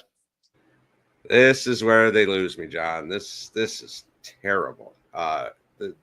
This whole concept. Amy almost saves this with her George Jefferson dance at the end of this, but boy, oh boy, like for all the great things Keenan has done on this show, this ain't one of them. This whole, I mean, it's just hamming up. There's nothing to it. the joke of him being on the Jeffersons. And I think they've done this 3 times incredibly. Treese Henderson is calling from somewhere, but the first time he had been an extra on the Jeffersons, and now he's been on the show for 5 years. Like, they can't even keep that part of the joke the same. I really don't like this one at all. So we've Does got anyone want to defend this one here on the panel? No. All right. Zeros across the board. Yeah, I mean, it gave me a chuckle. I agree with you. I had the same note that Amy sort of saves this one for me. But it does, Bill, it does remind me a lot of my defense of Amy for the beginning of her career as an SNL cast member, which is that she's in a lot of bad sketches in the late 20s that she elevates tremendously. And I think that this is probably a good one here. This like Anderson sublet sketch that we get right before the the musical guest. Bruce Springsteen's performance of Meet Me in the City, and we're not ready to talk about the Santa Claus coming to town yet, but his performance of Meet Me in the City is one of my favorite performances in the modern era. It is so great. 100% bonus points here for Bruce. Great stuff for Christmas. On a Weekend Update, we see Kate McKinnon's character, Deanie, who is somebody's mom, as she has this great back and forth with a very young-looking Colin Jost alongside Michael Che. Like, isn't it crazy to see how different they look from back then? But yeah, Shari, any thoughts on Deanie?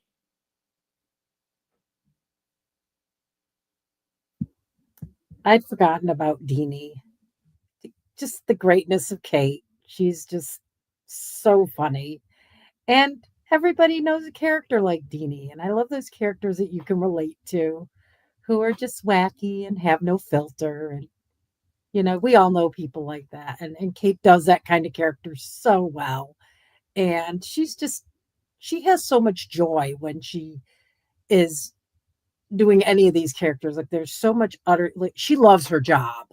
And I don't think you can fake that. And I think that's why we all love her, because she loves what she's doing and she brings these characters so much to life. And this was a lot of fun. Yes, I agree with you, John. Oh my God, were Che and Jost young? This was at the very beginning. And they're already, getting that chemistry. And this is very fun. Kate does a great job, and the two of them are destined to greatness, as we all now know. I think they're just starting to ramp things up. Like in season 40, it takes a while, and then they sort of get towards the end of the season. You're like, okay, I feel good. But now I think Jost and Che are at a pretty good place by halfway through season 41, that you're feeling like, okay, the potential is here for them. And there is this great moment at the end of Update where they bring on Tina and Amy to do the last jokes of 2015. And yeah, it's great to get to see like a different pairing in a different era. It's almost fun to compare this to the joke off that we saw between Seth and Amy and Jimmy and Tina from a few weeks ago. Ian, how do you feel about this update and the last jokes we saw here from 2015? No, I thought it was really funny, and they were Colin and Che jokes. I think read by Amy and Tina. They didn't have that Amy and Tina style from the early 2000s. And I think no Hillary Duff or Lindsay Lohan jokes. No. And no eating a big cake. So I liked it. I liked them getting into the action. Yeah, it's good stuff.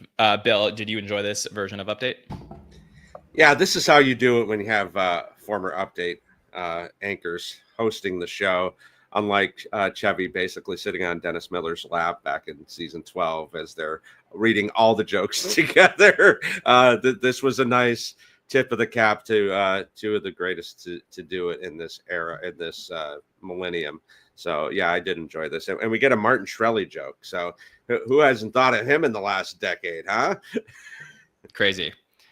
So after Weekend Update, we now get a third host of the episode. So it is now Tina Fey, Amy Poehler, and Maya Rudolph who will host the last half of this episode as we get to the Chad and Mrs. Douglas show collection. And I'm not complaining because I love Maya, and I think her energy actually infused some greatness into the back half.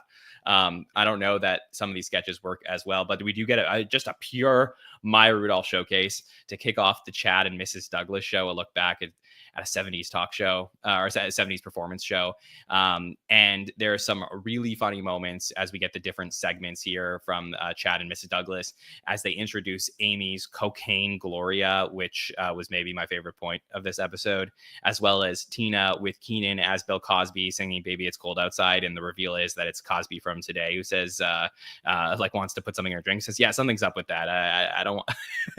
And to me, this is a completely underrated sketch that is so good. Caleb, I would love to start with you and get your thoughts on the Chad and Mrs. Douglas show collection.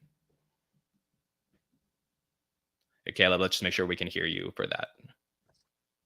I won't take everything. I'll leave some for everyone else. But Maya's singing, her gibberish singing there never gets old. Um, uh, I agree with Bill that Keenan's performance in that lesbian movie set sketch was not anything to write about, but his Cosby always is a sell. So Yeah, it is so good. Bill, revisiting this sketch, did you have any memory of it? Because I don't think we've ever talked about this one. Yeah, I remember this. I think this is one of the better Maya returns. I think this sketch really shows how she can do this kind of scat singing so well.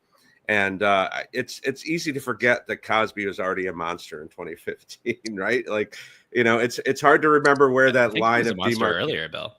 He was, but not to the public, John. It's hard to remember where everybody stopped thinking of him as America's dad and the druggist that he was. But I do love this Keenan performance here as somebody who didn't want to do Cosby when he got on the show. He was afraid of offending him, and obviously at this point all the gloves are off. So I like this one. Yeah, and I think it's something that's, it is fun to get Maya here and the energy there. And I thought they did something really cool with this next pre-tape.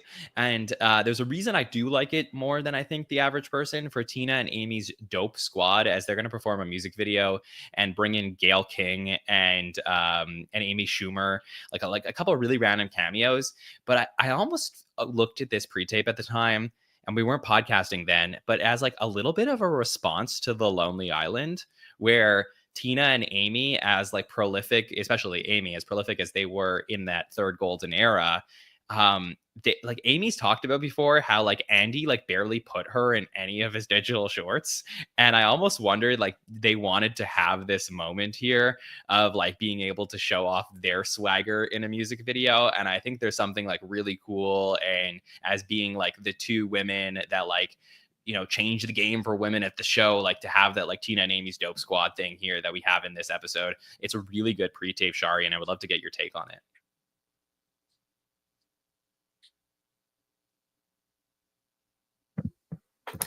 Oh yeah.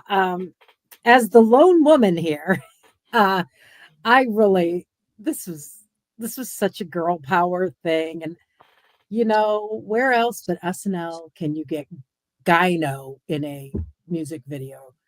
Ode to the gynecologist. I mean, just it's so great, and such a great illustration of their friendship. And I love that about it, because I think in the end that's really what the video is saying. Look at these two women who love each other so much and don't give a shit what anybody thinks. Pardon my language if I'm not supposed to swear. You're good. They don't give a shit. We're going to be goofy. We're together.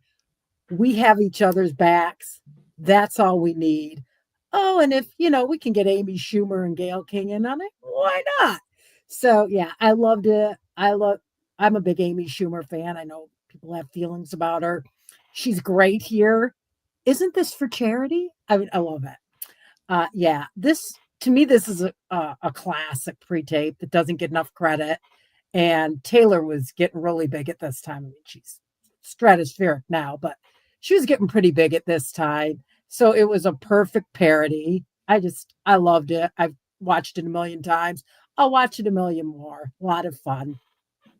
And I think the whole like "who are we mad at" was a great bit from Amy Schumer, but I think the person who steals this potentially, Ian, is A.D. Bryant, who comes out of nowhere with this hardcore rap midway through. Does a fantastic job. What are your thoughts on Tina and Amy's Dope Squad? Yeah, I would agree with you. 80 kind of steals it with her rap, freestyle rap. I'm not, I don't know the terminology of all that rap. But and former cast member Robert Downey Jr.'s father as well makes an appearance. Is that the real one? That is Robert Downey Sr. I had to look it up. I saw a Okay. picture of him of that at that time, and that is him. Okay. All right. I thought that was disputed somewhere, but maybe you're right. So if that's the case, then great. I mean, that's like also a very fun footnote for this episode, I would say. Yeah. The Amy Poehler once said that when she was 15, she went to Saturday Night Live on a class trip to NBC, and they were rehearsing the suitcase sketch with Robert Downey Jr. So, maybe. Yeah. All right. That's very interesting. We get another performance from Bruce Springsteen, The Ties That Bind, and that follows with our final live sketch of the night, which is an appearance of Bronx Beat. We got to talk about this one in the Peyton Manning episode, but here we have Bronx Beat, which is, again, I always talk about this being one of my favorite sketches of all time. I don't love this installment as much, and I think it has to do with the weird orientation of the sketch. There's something off about it, and I didn't know if that had to do with like the set design, maybe Maya coming in late, and they didn't have like an opportunity to put this in a certain area of the studio. But I find that like the orientation of Amy and Maya not exactly facing Tina the way that they're used to, I think threw this off for me, despite the lines and the energy that I love that they bring. Like the baseline for these sketches is so high for me, but this one may be my least favorite installment of the Bronx Beat sketches. Bill, did you notice anything about that? Yeah, there is definitely something askew. I'm not as high on these as you. They're very same, but I think this one actually works as far as the sketch itself, because I think Tina bringing in her Philly accent to go against the Bronx accents really kind of adds a different level to this, where they're not just flirting with their guests and things like that. And all the Star Wars lines, the new Star Wars movies are coming out at this moment, and Wookiee is one of those great lines in this. But yeah, I mean, this is the last time we get in until SNL 50. So bon voyage, Bronx Beat girls. Yeah, don't get me wrong. I was very happy when this aired live. I was thrilled about it. I also knew it was coming because the Bronx Beat music was in Meet Your Second Wife earlier in the episode. So it sort of spoiled that surprise. But I do wish we got some Fred Armisen on the phone talking to Maya Rudolph after it is revealed that Jodie is now pregnant again, which was a good bit for this.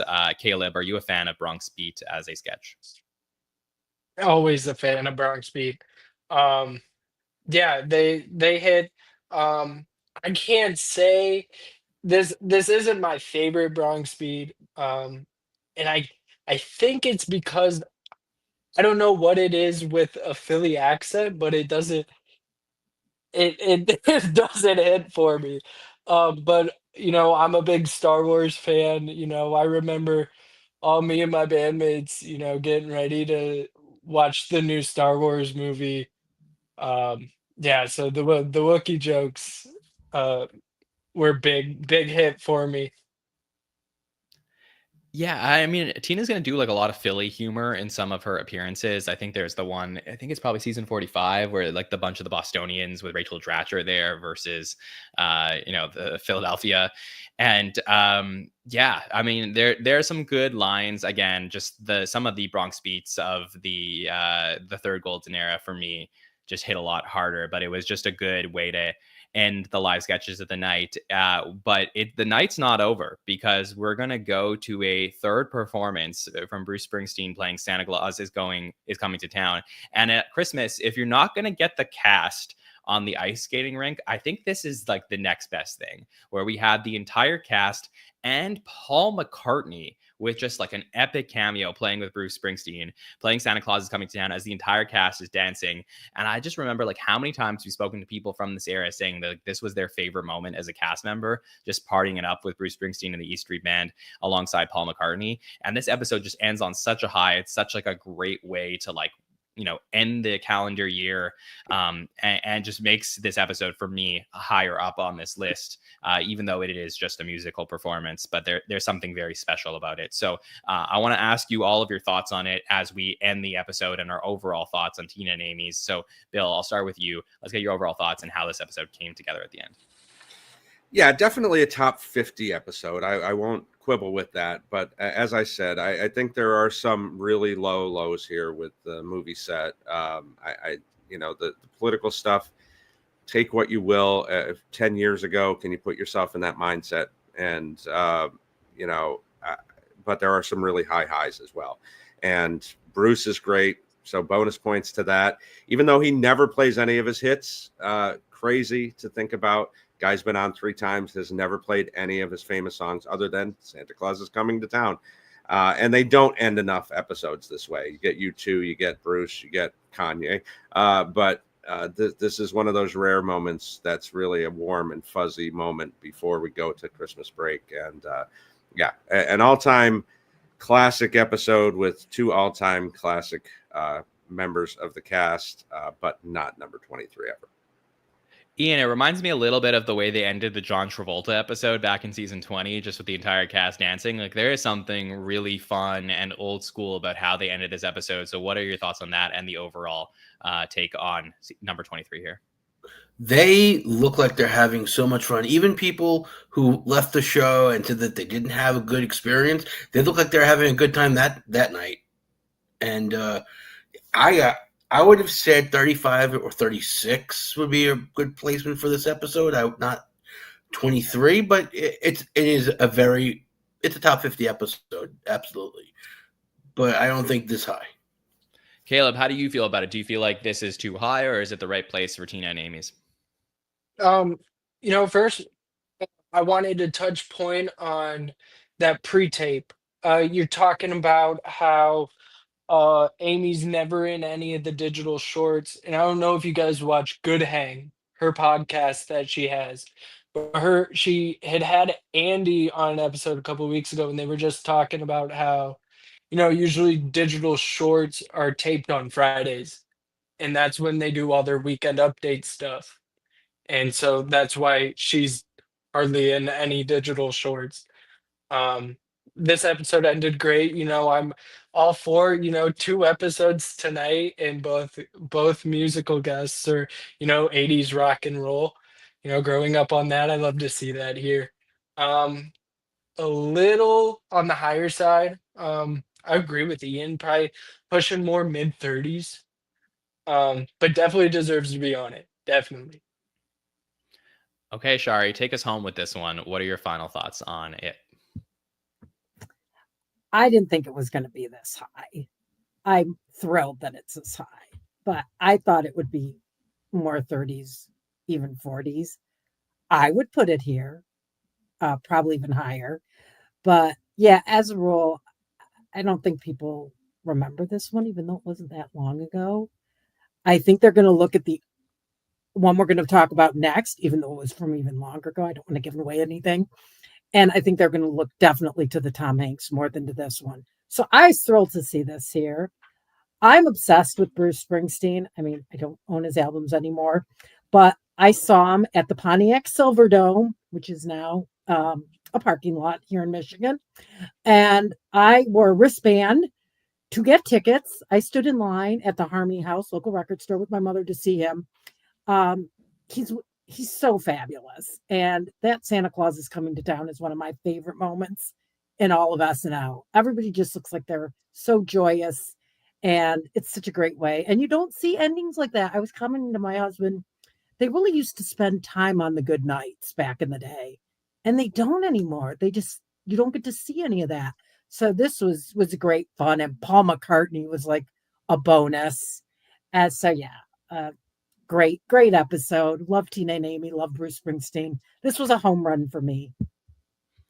I agree. I also think, when we're talking about greatness, and we did this with the host countdown, we did this with the cast countdown, I'm always trying to look for like where the line meets of best versus iconic.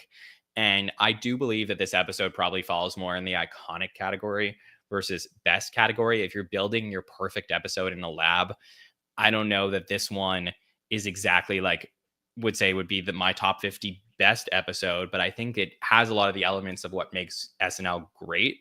And I would see totally why this deserves to be in the top 50. I just probably wouldn't have it in my top 25. Like, I think having it somewhere, as Ian has suggested, somewhere around the 35 range, somewhere maybe even a little bit, behind that, I think that's probably where I land. But this is so good, and it's part of a season that we need to talk about more as being a great season. There's just so many good episodes from that one. So big props to Tina and Amy for making it here at number 23.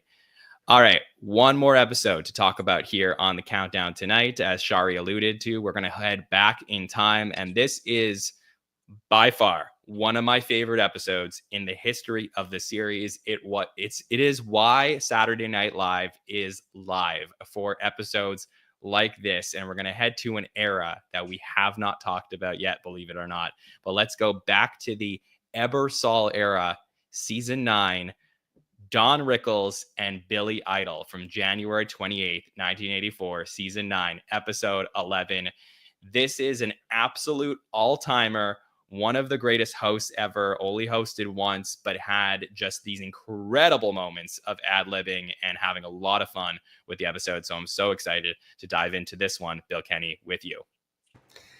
John, one of my, I would say, top 5 favorite episodes of all time. And as someone who's seen 775 consecutive episodes live, this is not one of them, but it still makes my top 5.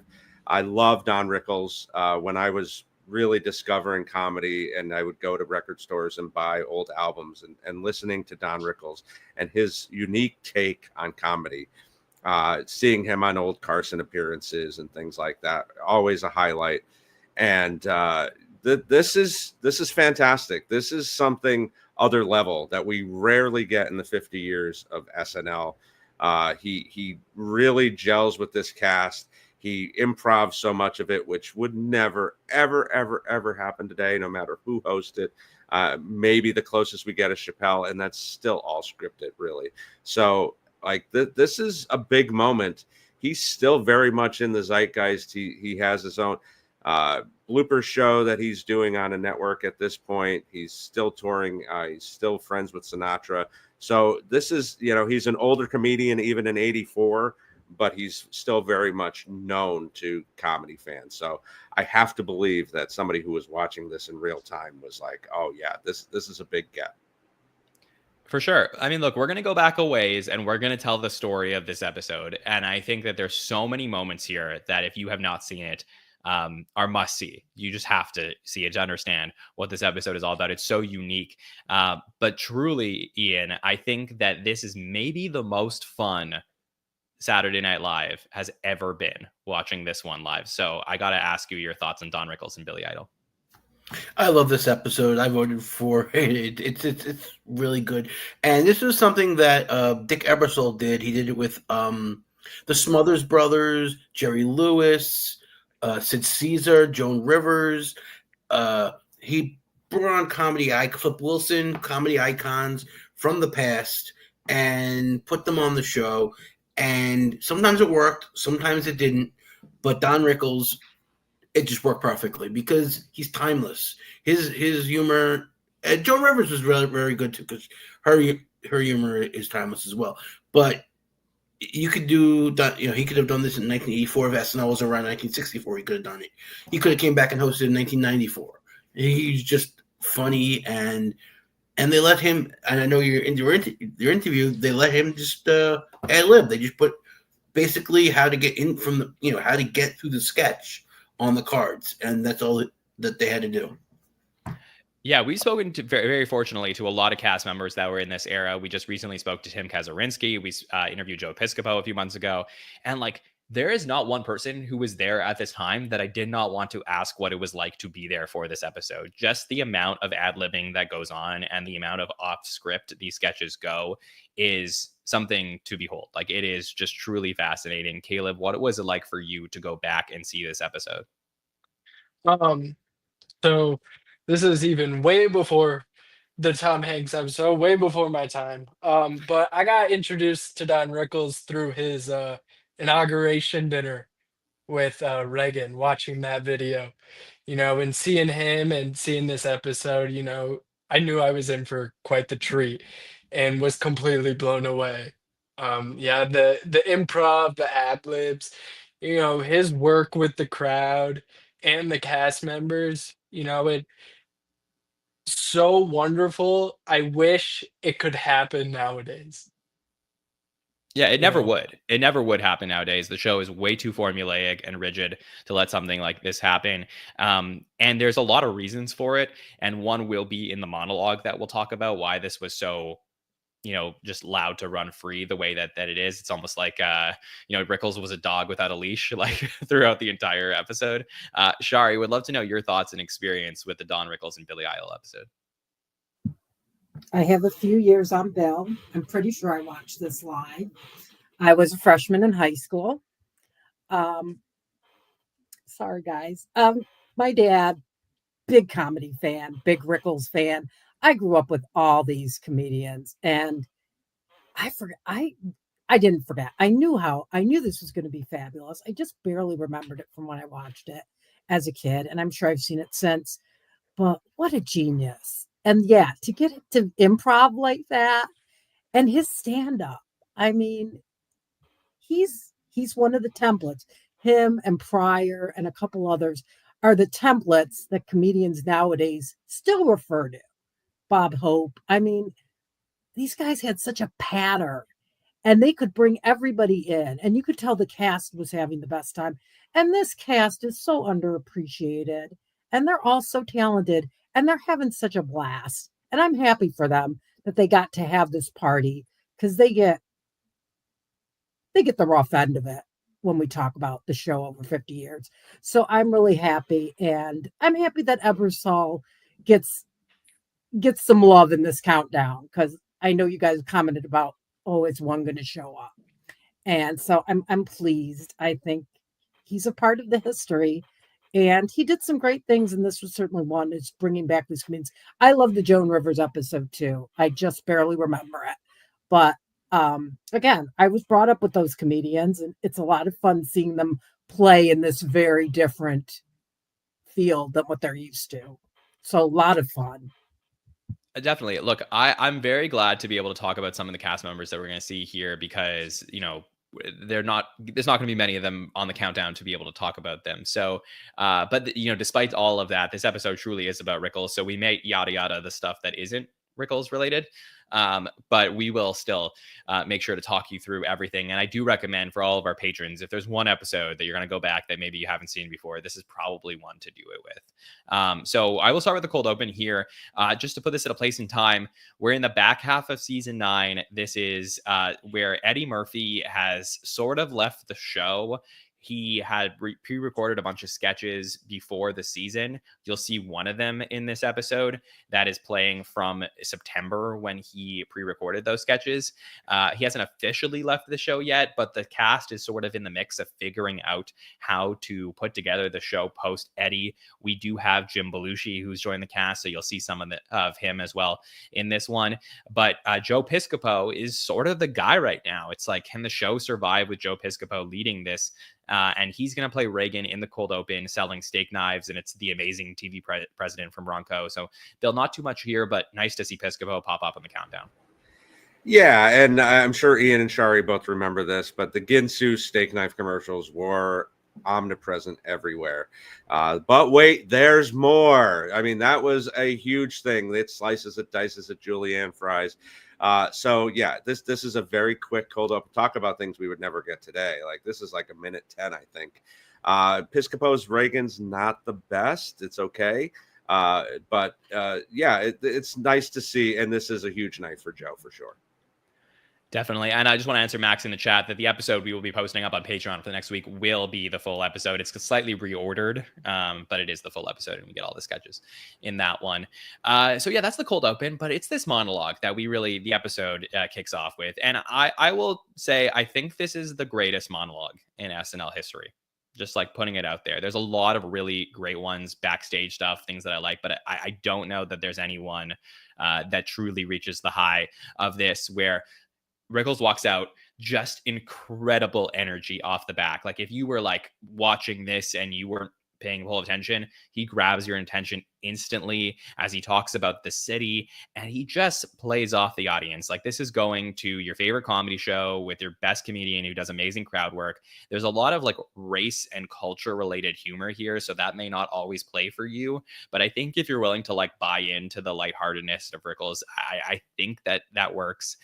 There is back and forth here, specifically with John Madden, another SNL host from this era, as well as Brandon Tartikoff, who's basically running the network at this point, and Tartikoff's kid, and like the fun that Rickles is having. And, you know, basically, if the head honcho's there approving what's going on, you know that the night's going to be perfectly wild in the Don Rickles fashion.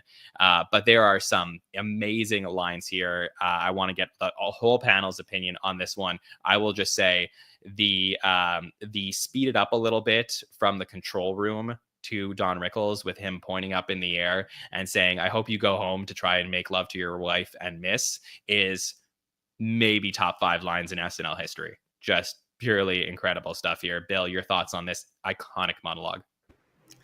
Yeah, this is somebody who, you know, I don't know how it would play today if, because of all the wokeness, I hate to call it that, because, you know, there are serious problems with making fun of groups and individuals and things like that. So I'm not making light of that by any stretch. But Rickles had a way of doing this because he made fun of everyone. He makes fun of Mexicans, Irish, Italian, Black people, girls' hair. I want to turn the girl over and use her as a dust mop. That she was quintessential 80s sitting in that audience next to Tartikoff there. So the secret of it is that he was actually one of the nicest people on the planet. He was, you know, in real life, was warm and welcoming, and always embraced everyone of every culture and things like that. So yes, this is one of the best of all time. I got to see him. My wife took me for my 40th birthday to Atlantic City. He was circling the drain. I mean, he was high 80s by that point. Had a hard time getting around the stage, but he still had this kind of energy where he would go around and make fun of him. And all you're hoping for, if you're sitting in that audience, whether it's at a show or at SNL, please pick me. Please make fun of me. Anything about me, whatever it is, whether it's my weight or my hair or my ethnicity. And he just had a way of doing that with everybody. So yes, absolutely top 5 monologue of all time. I just think insult comedy, it's really like you're treading on a line of like, this could be too far. And I think that Rickles just like knew when to push the right buttons, at least for me. I think he's just so smart in that way and so quick-witted, Ian. Like, there are things here that like he's just coming up with that belly laughs instantly. Yeah, I mean, I just actually happened to read the biography of Don Rickles about 3 weeks ago, and not knowing, you know, that was this episode was going to be covered, but he's been doing it for 30 years at this point. So he has those lines in the back of his head. If I see this, I'll say this. If I see that, I say that. But it still comes out as natural. And I got to give some props to the people, the pages, who I'm sure sat that girl with the funny hair right in the front, so Don would have that target. And I'm sure she was there for Billy Idol. Oh, no doubt. But yeah, it's great. I mean, I don't want to. My favorite line is with the girl that he thinks is Chinese, which I'm not going to say, but it's such a funny line. But he uses that a lot, and he always talks about his wife is at home, you know, looking at her jewelry, and you know, it's it's his shtick, and and only he could do it. And I mean, Lisa Lampanelli tried, but he's Don Rickles. Yeah, it's so great here. Caleb, was this your first time getting to see this monologue? Caleb, let's just make sure we can just hear you, if you don't mind. All good. Oh, hit it one more time. Here you go.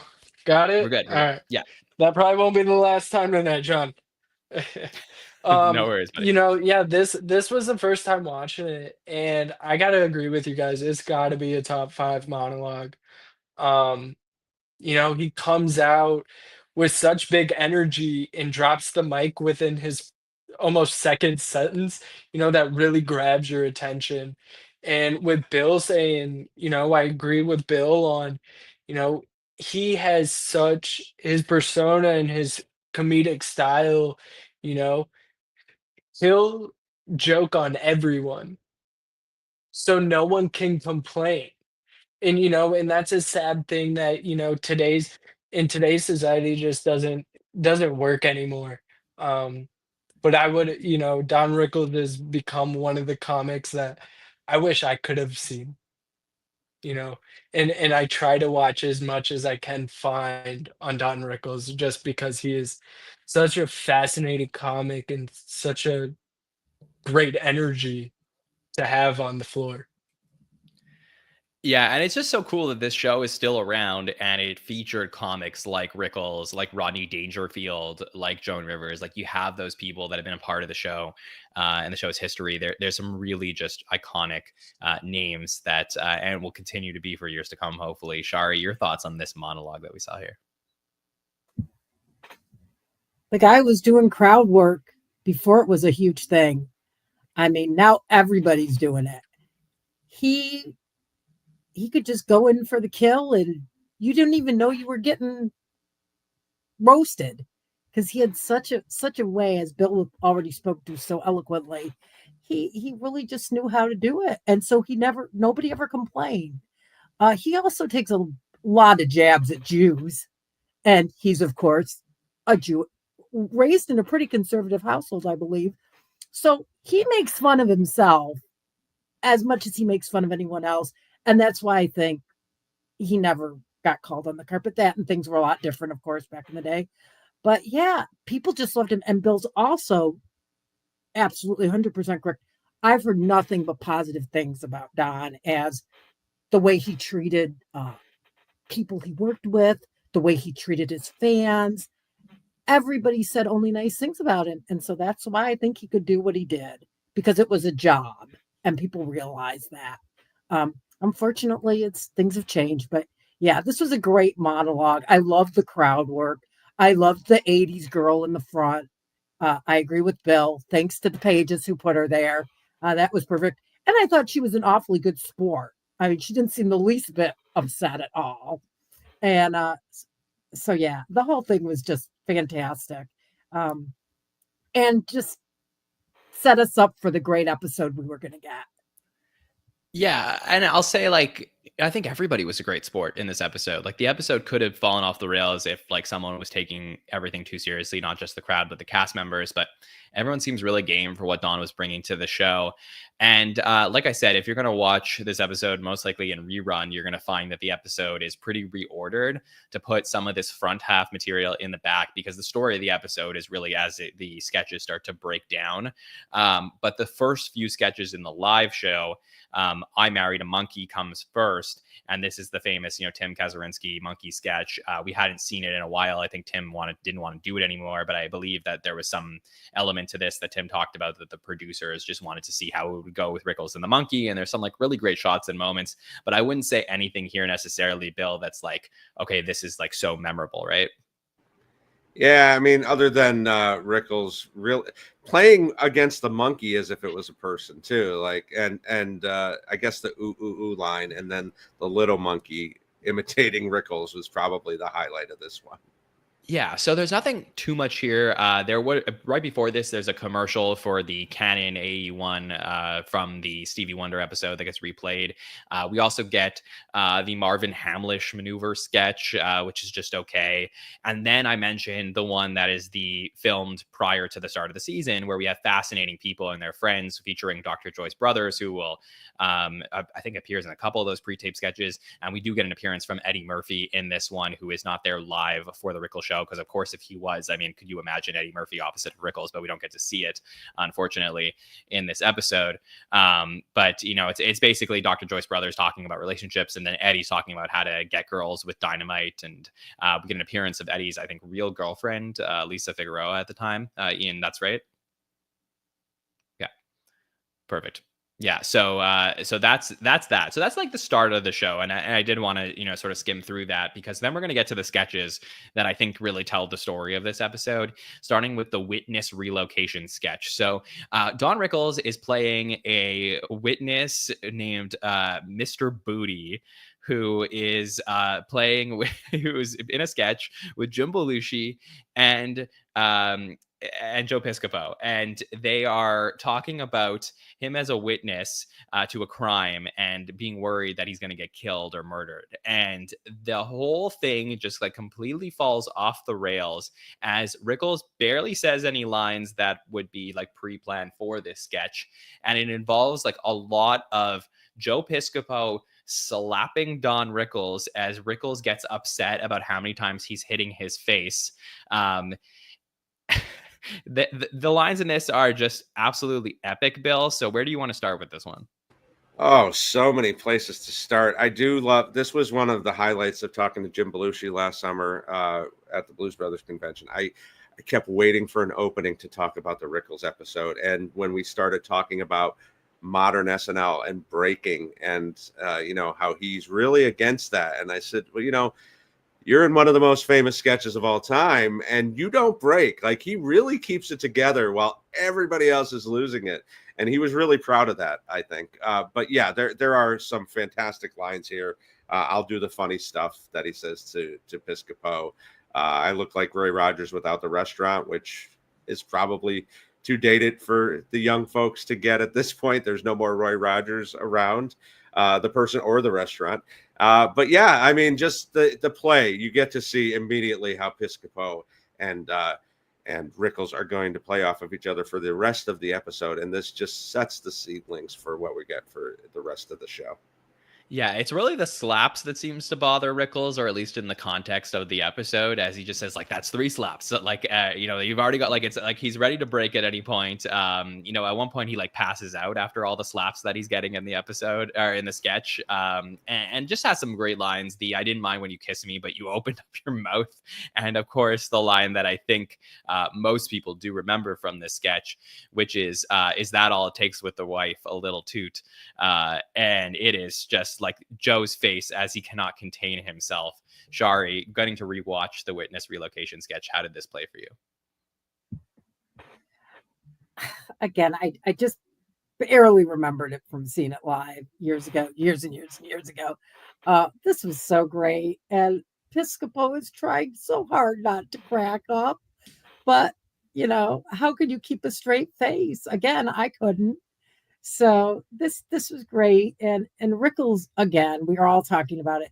The way he can just fire jokes like one after another. You have to really I need to rewatch because I want to catch all those jokes because you really have to be on your game because he's so sharp. And it was just great. And I do give Mr. Belushi a lot of credit for keeping a straight face, because I think nobody was keeping it together. So this was a lot of fun to rewatch. Yeah, and they're going to move this to the top of the show in reruns because it really does set up what's to come later on in this episode. Caleb, how did this play for you, the Witness relocation sketch? Sorry, Caleb, one more time. Let's just make sure that we can. There you go. One thing I love about SNL is watching people break. It's what makes it a live show. The take is live. They get one chance, and Don Rickle goes on book, and it's absolutely wonderful, and it keeps going throughout the night. And it creates, like you said, it creates that story that will go throughout the whole episode, with the slap and even with other castmates other than Piscopo that slap him later on, what is with you guys? So yeah, set up for a great episode right here. Ian, is this an all-time moment for you to see Joe opposite of Don? I mean, it's very funny, and I like when Don Rickles turns to Belushi and says, "Blind cop, get in here," and because he's wearing these aviator glasses that you cannot see. Right. And but it just reminds me of, thank God he did this, because this is like a sketch from the Dean Martin show. They're gonna witness the location. They're gonna give him a hat.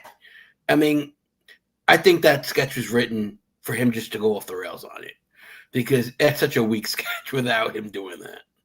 Oh yeah, yeah, definitely covers that up, and then the whole thing with him walking out and then coming back in as if he just like had this explosion. I mean, like it's a very weak thing. That's sort of they built a canvas and they had him paint on it, and that's what was so Right. great about this one. Then we get the first musical performance from Billy Idol as we see Don Rickles introduce the performance by saying to Billy Idol that he hopes that he goes to the barber and makes a mistake next time he goes there, as he points to Billy Idol's hair, which is just again just such great stuff here. And he's going to perform White Wedding, and then we'll get part two. So this is part two of the of the follow up to Witness Relocation, as we're going to head back to the times of Romeo and Juliet, and as Rickles will say, we're going to go 8 centuries behind, as we'll see Saint Don of Verona just completely derail this sketch moment after moment. Really just as eventually it'll turn on Piscopo as he says, I'm kind of getting fed up with you, and I didn't forget the other sketch when you slapped me around for a half hour. But truly great stuff. Almost format breaking if it took place in another episode where you'd be like, somebody's just commenting on the sketch that's happening around them, but it's just another vehicle, Shari, for Don to just have some fun with the cast. Oh, for sure. This is so much fun. And, taking the Mr. William Shakespeare and kind of turn him on his head. And, Don's got to comment on the funny way they talk. Yeah, like you said, John, it's just another showcase for his quick wit. And now he's a friar. So same shtick, just different costume. And just hilarious. I love the line about the slap me around. And again, poor Joe is barely keeping it together. And I'm glad to see Julia in here. I know she talks frequently about not getting a lot of time here and being basically an Eddie Murphy lackey. I think she has a better word for it. But here she gets a little bit of a shine here. She gets to start off the sketch. And we all see that glint of a superstar that she's going to become. And so that was neat. And I really think this was a nice showcase for a large part of the cast. And again, they all look like they're just having such a great time. Doesn't it make you want to be there? Because I wanted to be in that scene. It just looks like so much 100%. fun. Yeah, it was so great, Caleb, to get to see this once again in the continuation of what we saw earlier on. Yeah, I can't, part two did just as well as part one, and him continuing to throw jabs at Piscopo, um, and and go over the top with his reactions throughout the whole scene. Really stood this one. I enjoyed this one over Witness Relocation. Ian, how did this one compare for you versus Witness Relocation? I actually like the Witness Relocation sketch better, but both of them are great. Both of them are great. It's just Rickles goofing around, slapping people, making fun of them. Julia looks beautiful as she always does in this sketch, and it's just a really funny sketch all the way through. Yeah, it's so great. And Bill, of course, there is one other absolutely iconic line that, do you want to do it or do you want me to do it? I hope Eddie Murphy robs your house, John. Yeah, so great. Just culminates in this just amazing moment. Yes, we can't even get real runners these days on SNL. Like, this is a runner within a meta runner. Just the fact that they kept referencing the slapping. What's with the hark every 5 minutes? Another great line. He keeps going back to that language. And friend of the pod, Gary Kroger and Julia. I mean, they're both so young, and getting to work with somebody like this must have been a real thrill for them. And getting to see them. I mean, Julia's barely holding it together, but she does. She does. And Joe really is the only one that starts breaking in this completely. He's already been set up from Witness Relocation. So, yeah, we get the whole cast outside of the aforementioned Eddie, who's absent. But this is a great sketch. Or no, Belushi's not in this either, right? No, I don't think he is. So yeah, everybody else is in this, and everybody gets a chance to work with Rickles for a minute. Yeah, and then we're going to go to Saturday Night News, which is the weekend update of the time. And this is like a real crapshoot because Brad Hall had been doing the news prior to the new year. And then we're going to come back and we're going to get the Father Guido Sarducci Don Novello episode where there's going to be no real Saturday Night News. And then the Michael Palin with his mom, Mary Palin, co hosting episode, where I think that Joe does a bit and Tim does a bit, but there's nothing really there. And Rickles is going to start the run in the back half of season 9 of the host doing the news. So it's sort of just him, having some fun with celebrity pictures. We get one correspondent, which is Tim Kazurinsky playing Worthington Clotman, which is a Bill Clotworthy parody of the actual censor at the time. And it's just an opportunity for him to say how much he doesn't like what Don Rickles is doing to the Saturday Night Live program. And Rickles will get mad and eventually throw him over the chair. So some good stuff here on Weekend Update. A really solid piece in this episode that I think also kind of gets lost because in the Rickles of it all, but we get to the appearance of El Dorco, which is Gary Kroger's character here, who is a nerd that wants to go and date Julia. His name is Rory. I think that this is the first of 2 of them that we're gonna get. I think we're gonna get the next one in the Jamie Lee Curtis episode. And Brad Hall is gonna come in, and of course Brad and Julia are dating at the time, and there's that underlying thing of like Brad, Julia, and Gary already have that chemistry from being together and friends for so long. But Julia and Brad are going to start making out, and then in comes Mary Gross as a waitress who will say, without your glasses, you look so cute, and then they'll start making out, and Julia's going to get jealous. So I do think that there's a good bit here that doesn't have Don in it, Bill. Yeah, and Gary really gets a chance to shine, which, outside of Dr. Needleman, that isn't always necessarily the case. As strong as a person that as he is in the show, I think in another era, Gary Kroger would have definitely been a star on the show. And I hope these 2 crazy kids make it. Brad and Julia. I don't know. 40 some years later, fingers crossed. Yeah, one of the great love stories from SNL time and even before that. Caleb, how do you feel about El Dorco? I loved it. Julia did a great job. I wasn't expecting, first time I watched it, for her to end up wanting El Dorco back, and it made the writing of this well done. Um, but I did want to touch on Saturday Night News because although the guest hosts were not anything too great, Rickles, I enjoyed his jokes he made.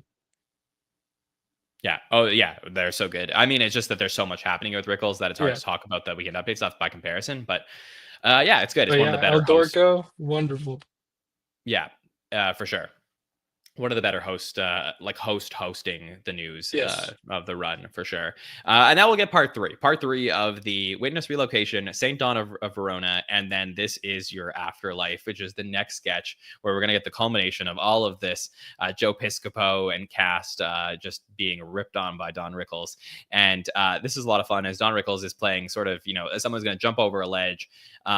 We'll see people coming out to try and prevent him from jumping over, but in comes Gary, who would like to play This Is Your Afterlife, and we'll show who he will bump into in his afterlife, what you'll see in the great beyond, and just like different people from his life that are coming out, his second wife, ironically, and different moments that we'll have in this sketch, which will also feature I believe Tim Kazurinsky, who will give a slap as we get this great moment from Don. He says another slap, but so some great stuff here, and eventually Joe will come out, will refer to Rickles as Don in the sketch instead of referring him to by his name, which will completely derail the sketch, forcing Joe to say, the sketch was going in the toilet anyways, which of course is going to ramp up Rickles even further as Joe Piscopo will go down. Now they're on a ledge. Joe will start climbing down the ladder, and then Rickles will move over. So the camera has to show Piscopo going down the ladder as he's like, where are you going? And the sketch is completely off the rails, even further than the ones before it. Bill, this is the culmination of the entire night of craziness from Don Rickles. Yeah, this sketch is going in the toilet, John. What a great line. 84 special effects. You can't really beat them. It's actually pretty good for its time. as far as the disappearing people. But yeah, this is interesting. The audience recognition is kind of shocking, because talk about Roy Rogers already being past its prime. Like, this is your life. This is a 50s show. Like, I guess there could be people in the audience that really get that, but for them to kind of go after this particular idea, as Ken says in the chat, Ebersol loved this ledge. He was out here all the time. So this was something that he loved to do in any way, shape, or manner. It is kind of a nice end to the trilogy here with him, Piscopo calling him the wrong name. Don keeping it together for the most part, but still referencing the slapping is really, really fun. It is so great, Ian. How do you feel about the culmination of all of what Rickles brought to the show here in This Is Your Afterlife? I mean, you really get to see the cast, especially Joe Piscopo, as his natural self, and what Bill just said before. The season before, they did a sketch with Tom Smothers jumping off of that ledge, and then on the Ed Koch season finale, Eddie Murphy was going to jump off that ledge, and then Don Rickles is the third person that is going to jump off that ledge, and so this was like, for some reason, Suicide. Ebersol loved those sketches. We got to get a Suicide sketch on this week. But it was, it's the culmination of, and it's, I'm guessing it's 12:40 by then, and they're just drunk, not punch drunk is the word I'm looking for, especially with all the slapping going around. They were literally punch drunk. Yeah, and I would think that even the control room at the time was probably having the time of their life watching what was going on through this, and they didn't mind that, this was going to be derailed. I think as long as the show maintained the integrity of the show, like there wasn't, they were still able to show commercials, get ads into the show. Like, I think as long as the basic structure was there, the playground for Rickles to play in was totally fine. And I think everything he did was within bounds and within the fun of the show. So Caleb, how did you feel about the culmination of all of this? And This Is Your Afterlife? I'm not gonna lie, at the beginning of this sketch, I was almost kind of lost until he got out on the ledge and the ghosts started, what he will see in the afterlife started showing up. I'm like, okay. And then with Tim, coming out and slapping him too, and Joe, and then like moving camera almost offset, you don't see that happen a lot. So that was something that, it really showed how, John, you said derailed this and wet, and just perfectly though. Derailed in the most perfect way it could. Yeah, it is so great. There's also like a really fun back and forth between Rickles and Mary Gross in this sketch. I think at one point he says, look at those mountains to Mary, and then says, I need to go get my Alpine shoes, which was like for sure an ad lib, that like a crazy one. But yeah, Shari, it's like you said, this is an episode where you almost have to watch it a couple times because there's so much you can miss from the lines that he's bringing to it. Oh, 100%. And John, I'm so happy you mentioned Mary. She's one of my favorite cast members that gets no credit. And I have to give you credit for the great interview you did with her. She was so sharp and remembered so much. I was really impressed because it was a long time ago.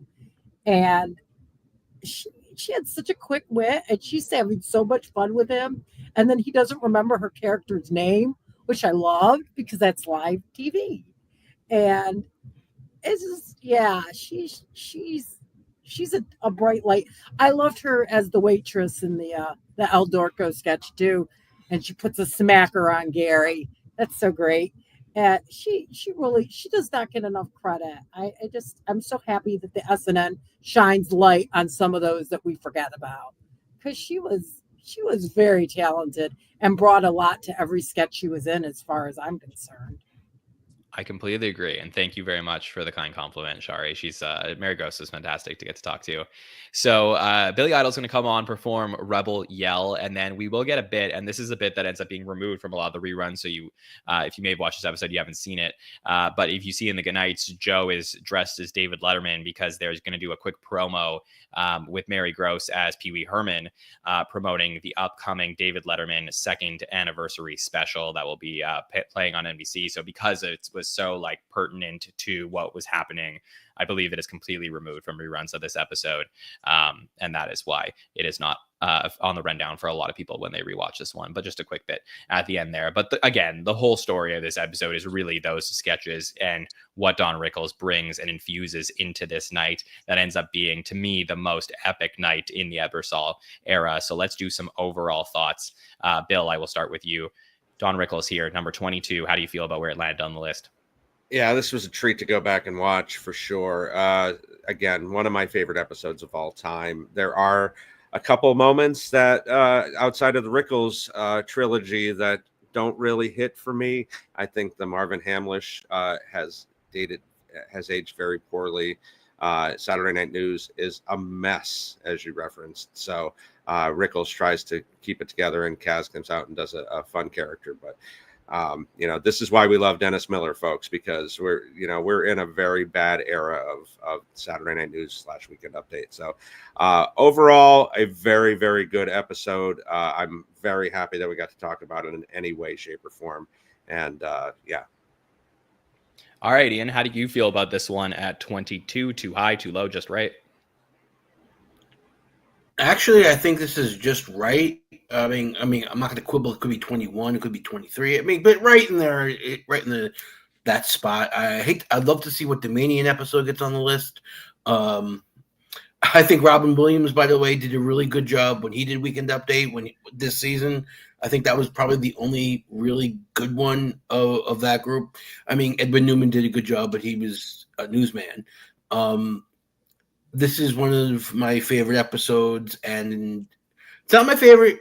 It's my favorite Ebersol episode. There are a couple of ones I like better, but this is just a really great episode. And unlike the other two episodes where I like the musical guest, I love Billy Idol, and he sang two of his three greatest songs. I like Rock the Cradle of Love as well, but you get to see him, Charlene Tilton. Sorry, but you get to see him do White Wedding and Rebel Yell. That's great. So bonus points for the musical guest. Yeah, I totally agree. Caleb, let me get your thoughts on this one after having seen it finally. All right. Before I give my final thoughts, we didn't get to talk much about I Married a Monkey. Oh, sure, go And, for it. I will just say those sketches, I love those sketches because it shows, those monkeys aren't reading the cue cards. It's a live show, and Rickles does a great job of working with them live. Between them making the sounds and that small one, start whoo, whoo, whoo, and he looks over at him with, it brings the smile to everyone's face watching it. I definitely think it's a little too low. I would have had it, top 15 definitely. Maybe lucky number 13. Okay. But yeah, it's a hit. I love that take. Shari, how about you? How do you feel? Do you feel like this is too low or just right? Maybe a little bit too low. I think this is very unique, and we're not going to see another episode like it on the countdown, I don't think, because it was so unusual. And Don Rickles was one of a kind. I think we all agree on that. He had a unique line delivery. He had a unique joke delivery system, and the way he could bring any cast member into whatever he was doing. And like ad-libbing just doesn't happen these days. So yeah, maybe a bit higher, maybe closer to like the top 15, because it's just so special. It's so different. And glad to see an Ebersol app. And I'll be interested to see, Ian, if we get a Dominion episode. It'll be interesting. I don't think it's going to happen. She wasn't around long. But yeah, I'm glad I get to talk about this one because I am a big 80s baby. I grew up in the 80s. I was a teenager in the 80s. Billy Idol was on my radio. I listened to Casey Kasem religiously, and kids look it up. And he is just like hearing, as Ian said, two of his best songs, and him in all his Billy Idol glory with the leather. It was awesome. So the 80s fangirl in me was very happy with this episode. because it was definitely. I'm a stuck in the '80s girl, and I'm so happy I got to talk about this one because it was so. It's like the '80s were a character in this episode because there was so much '80s-ness infused into it, and I love that. So great fun. Really happy to talk about it. I completely agree. I love the time capsule nature of things like this. And I will say that I think this episode is too low. I would also put it higher up on the list. There's this one, and then there's maybe one more, and I'll see if it pops in the countdown to tell you guys about it when and if it does. But this to me is potentially the greatest episode in the history of Saturday Night Live that isn't a perfect episode on paper. So I don't know if I'm able to explain that well, but basically, like the episode that you would watch, that you would say every sketch hit, it had an iconic moment, it had a lot of things you look for in the show. Those are the ones that maybe will fill my top 10, top 15 potentially at the end of this countdown as we look to see which pops up and maybe some that don't. The next best thing for me that I look for as great episodes are episodes like these where, yes, not every moment was perfect, but the moments that Rickles had here that proved why SNL is the greatest show on television is what makes this episode well deserving of being high up among the greatest of all time. And that is why I have it very up high in my rankings, which is what we will turn to next, as we will put the show rankings that we have from you, the audience, alongside my rankings and Bill's rankings. And to simplify things, we will have Bill and I just tell you where we place these on our list, as I will show them up on screen for all of you. So starting with my rankings here, I have the lowest one that from tonight, from what we revealed. I have Tina Fey and Amy Poehler's at 11 on my list. They're right around the range where I have, they're right ahead of the Grodin episode from season 3, George Carlin from 1, and Walken from 28, and right behind Justin Timberlake's at season 36 and Jimmy Fallon's at season 37. I think that Timberlake 36, Fallon 37, and Fey Poehler 41 range is around the range that I felt comfortable with. They're right outside the top 10. I do feel like Meet Your Second Wife is so good, but it is a really strong episode with other things in it. And the iconic, the girl power, the end with Bruce Springsteen, like there's so many things, that being a Christmas episode, that really feel like it's well deserving of being close to my top 10 of the episodes we've seen so far. Just a great episode that features a lot of strong moments. My top 10 right now is Timberlake at 36, Fallon at 37, Christopher Walken season 18 episode, followed by Sigourney Weaver season 12, Tom Hanks at season 16. And then my top 5 right now, I have Will Ferrell season 34, that finale we talked about, Peyton Manning, my favorite episode of all time. Right now I have 4. I have Don Rickles at 3. Out of all the episodes we talked about, like I said, I have it right outside the episodes that I think are as close to perfect as you can get. And there's only 2 on this list so far that I feel like fall into that category. So Rickles at 3, Baldwin from season 15 with the B-52s at number 2, and I have Tom Hanks as the greatest episode that we talked about so far. It is literally as close to perfect as an episode as you're going to find in the history of this series. It being a premiere certainly boosts it, and I just think it has that iconic moment as well with the debate sketch. So Tom Hanks is my number 1, Rickles is my number 3, and Fey and Poehler at 11. Bill, where did you place the 3 from tonight? Yeah, John, I didn't have in my bingo card that you would have Rickles higher than me. I really leaned into trying to be objective and not put one of my favorite episodes just because of that. So I do have that a little bit lower, as I'll talk about in a second. But I have Fey and Poehler at 16, right ahead of your boy Jimmy Fallon. We're talking about 2 Christmas episodes that are very, very good, not perfect by any means. So that's where I have those 2 lovely ladies. My top 10 is Walken season 18, Grodin at number 9, Carlin at number 8, Sigourney Weaver season 12 at 7, and I put Rickles at 6 right now, just because I think the top 5 ahead of that are better overall episodes. They have more moments, I think, from top to bottom. So number 5, I've got Peyton. 4, I've got season 16, Tom Hanks. Number 3 is Will Ferrell. And number 2, Alec Baldwin. And for the first time, somebody ahead of that season 15 Baldwin, just like you, have got season 14 Tom Hanks here. One of the best episodes from beginning to end that we've talked about for sure. Ian, from looking at our 2 lists, do you have a feeling of which one you agree with more? It's very close. It really is. I'm gonna go. I mean, I agree with John about the Rickles being higher, but I also agree with Bill of the Christopher Walken and the Charles Grodin being in the top 10. So can I just flip a coin? Yeah, that's okay. Yeah. I don't have a preference. I mean, I think both of you are both of you have very good rankings. All right, Shari, let me go to you. Do you have a preference for either list, or do you feel the same as Ian? Um, I I'm gonna say who I've been saying straight because I always talk to the TV. Um, when I'm watching, I always talk to the TV anyways, but especially when I'm watching you guys. And I almost always agree with Bill. But we're really close in age. And I think that might have something to do with it. Because a lot of the Bill likes the vintage. I know you do too, John, not to pick on you, but I just feel like he and I have that in common. And so I tend to lean just a little bit more towards his lists. That's totally fair. That's great.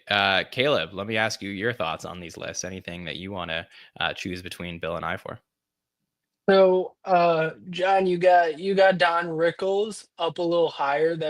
I'm liking your list there. But then you got the Fallon episode above Faye and Polar, where you lose me a little bit.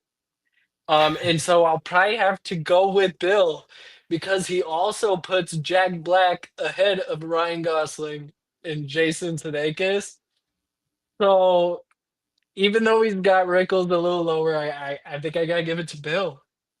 Okay. All right. Congrats, Bill. You're winning this week. So good job there with your current list. Of course, our lists are fluid, so they may update over the next few weeks as we add in the additional episodes, 21 more episodes to reveal here on the countdown. Of course, Bill has been doing his predictions throughout the week. So we also have 10 out of 10 5-timers now as we added Tina Fey and Tom Hanks' new episode. So, Bill, you already got that, already nailed it. And we still have a few weeks to go. What do you think of your 5-timer prediction? I think I'm going to overexceed that by quite a bit coming up here over the next few weeks because we still haven't talked about a couple of iconic 5-timers at all. Never to mention, Hanks and Walken could still pop up here. Yeah, definitely going to be interesting. We have 5 out of 5 premieres as we added in the Tom Hanks premiere here. So you also nailed that prediction. Do you think we're going to see any more premieres on the list, Bill? Hard to say. Maybe 1 or 2. But yeah, I think we're nearing the end for that. Okay, lacking on finales a little bit. Still like 2 out of 6 finales. Do you think you will get there? You need 4 more finales out of the final 21 episodes. I do not think I'm going to get there now. Okay, and then cast members. We did give you both Tina and Amy for this one. So 5 out of 13 cast members. What do you think?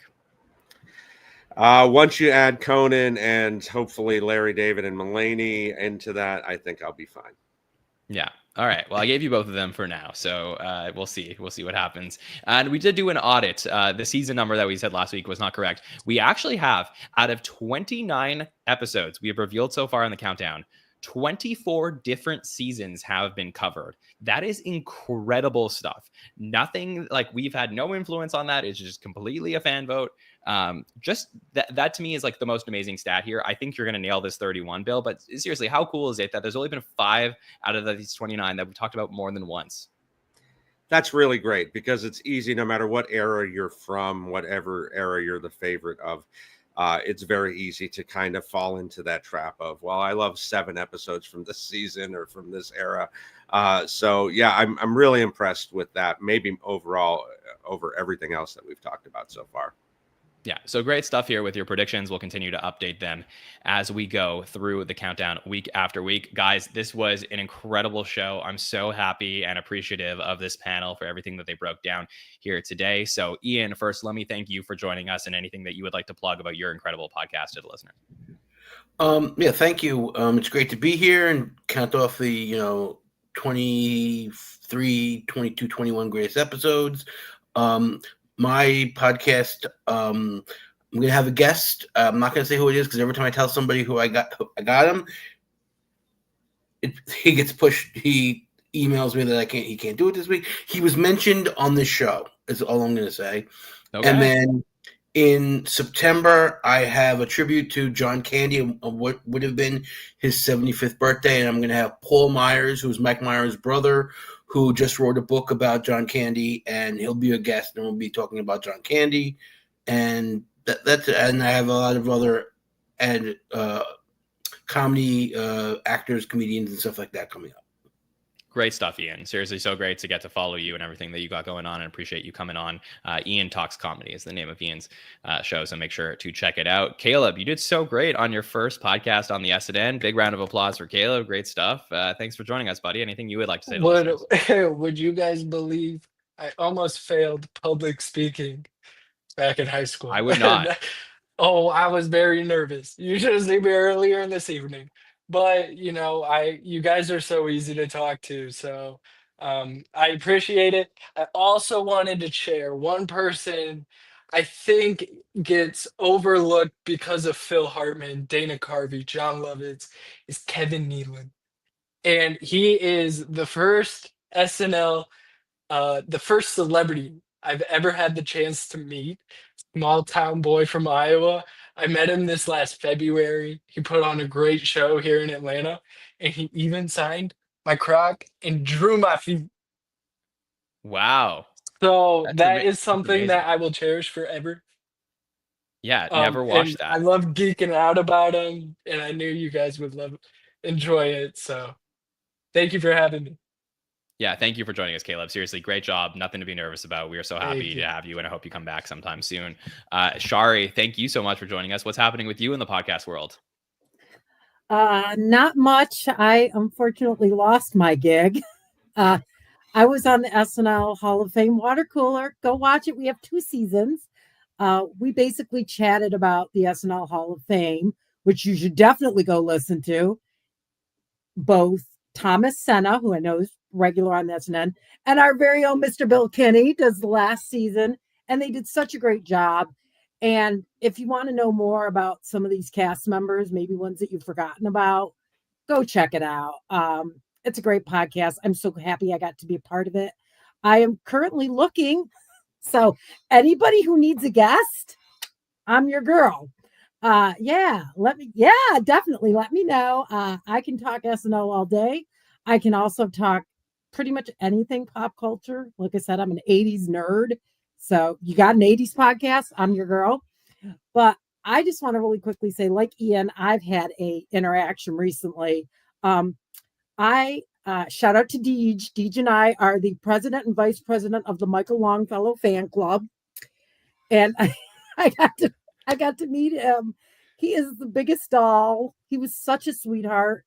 Um, Everybody was taking pictures with him. I'm not a big picture person. I just told him, "You deserve more screen time." He looked at me and said, "Can I give you a hug?" My life was made. So yeah, really, really glad. And I was supposed to see Emil too, John. He was supposed to come to Michigan and he canceled. So Well, I I'm hope you get really, that chance really, because he was I really really bummed. fantastic. Yeah. Yeah, I would love to see him. So bummed. But anyways, yeah, thanks so much for having me, John. It was a pleasure being on with all of you gentlemen tonight. Always fun to talk SNL. I'm total nerd. My workplace is sick of hearing me. So thank you guys for letting me chat. This was so fun.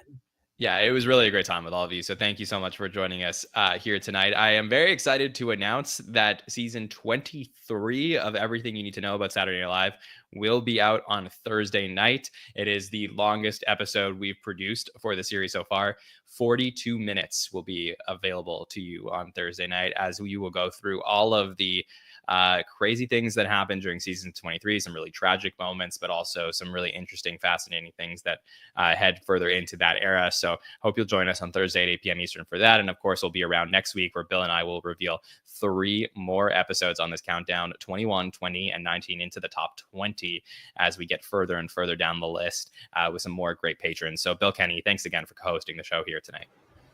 Always a pleasure. Great to talk to everyone on the panel tonight. Caleb, great job. If you want to hear more about Kevin Nealon, Caleb, go listen to the SNL Hall of Fame. We talked about him just this very year, right, Shari? Happy to be here. Go listen to the Not Ready for Primetime project that Ian and I were on not too long ago, just dropped last week. The best talk show sketches in the history of SNL. So, can't wait for next Monday. Get your popcorn ready.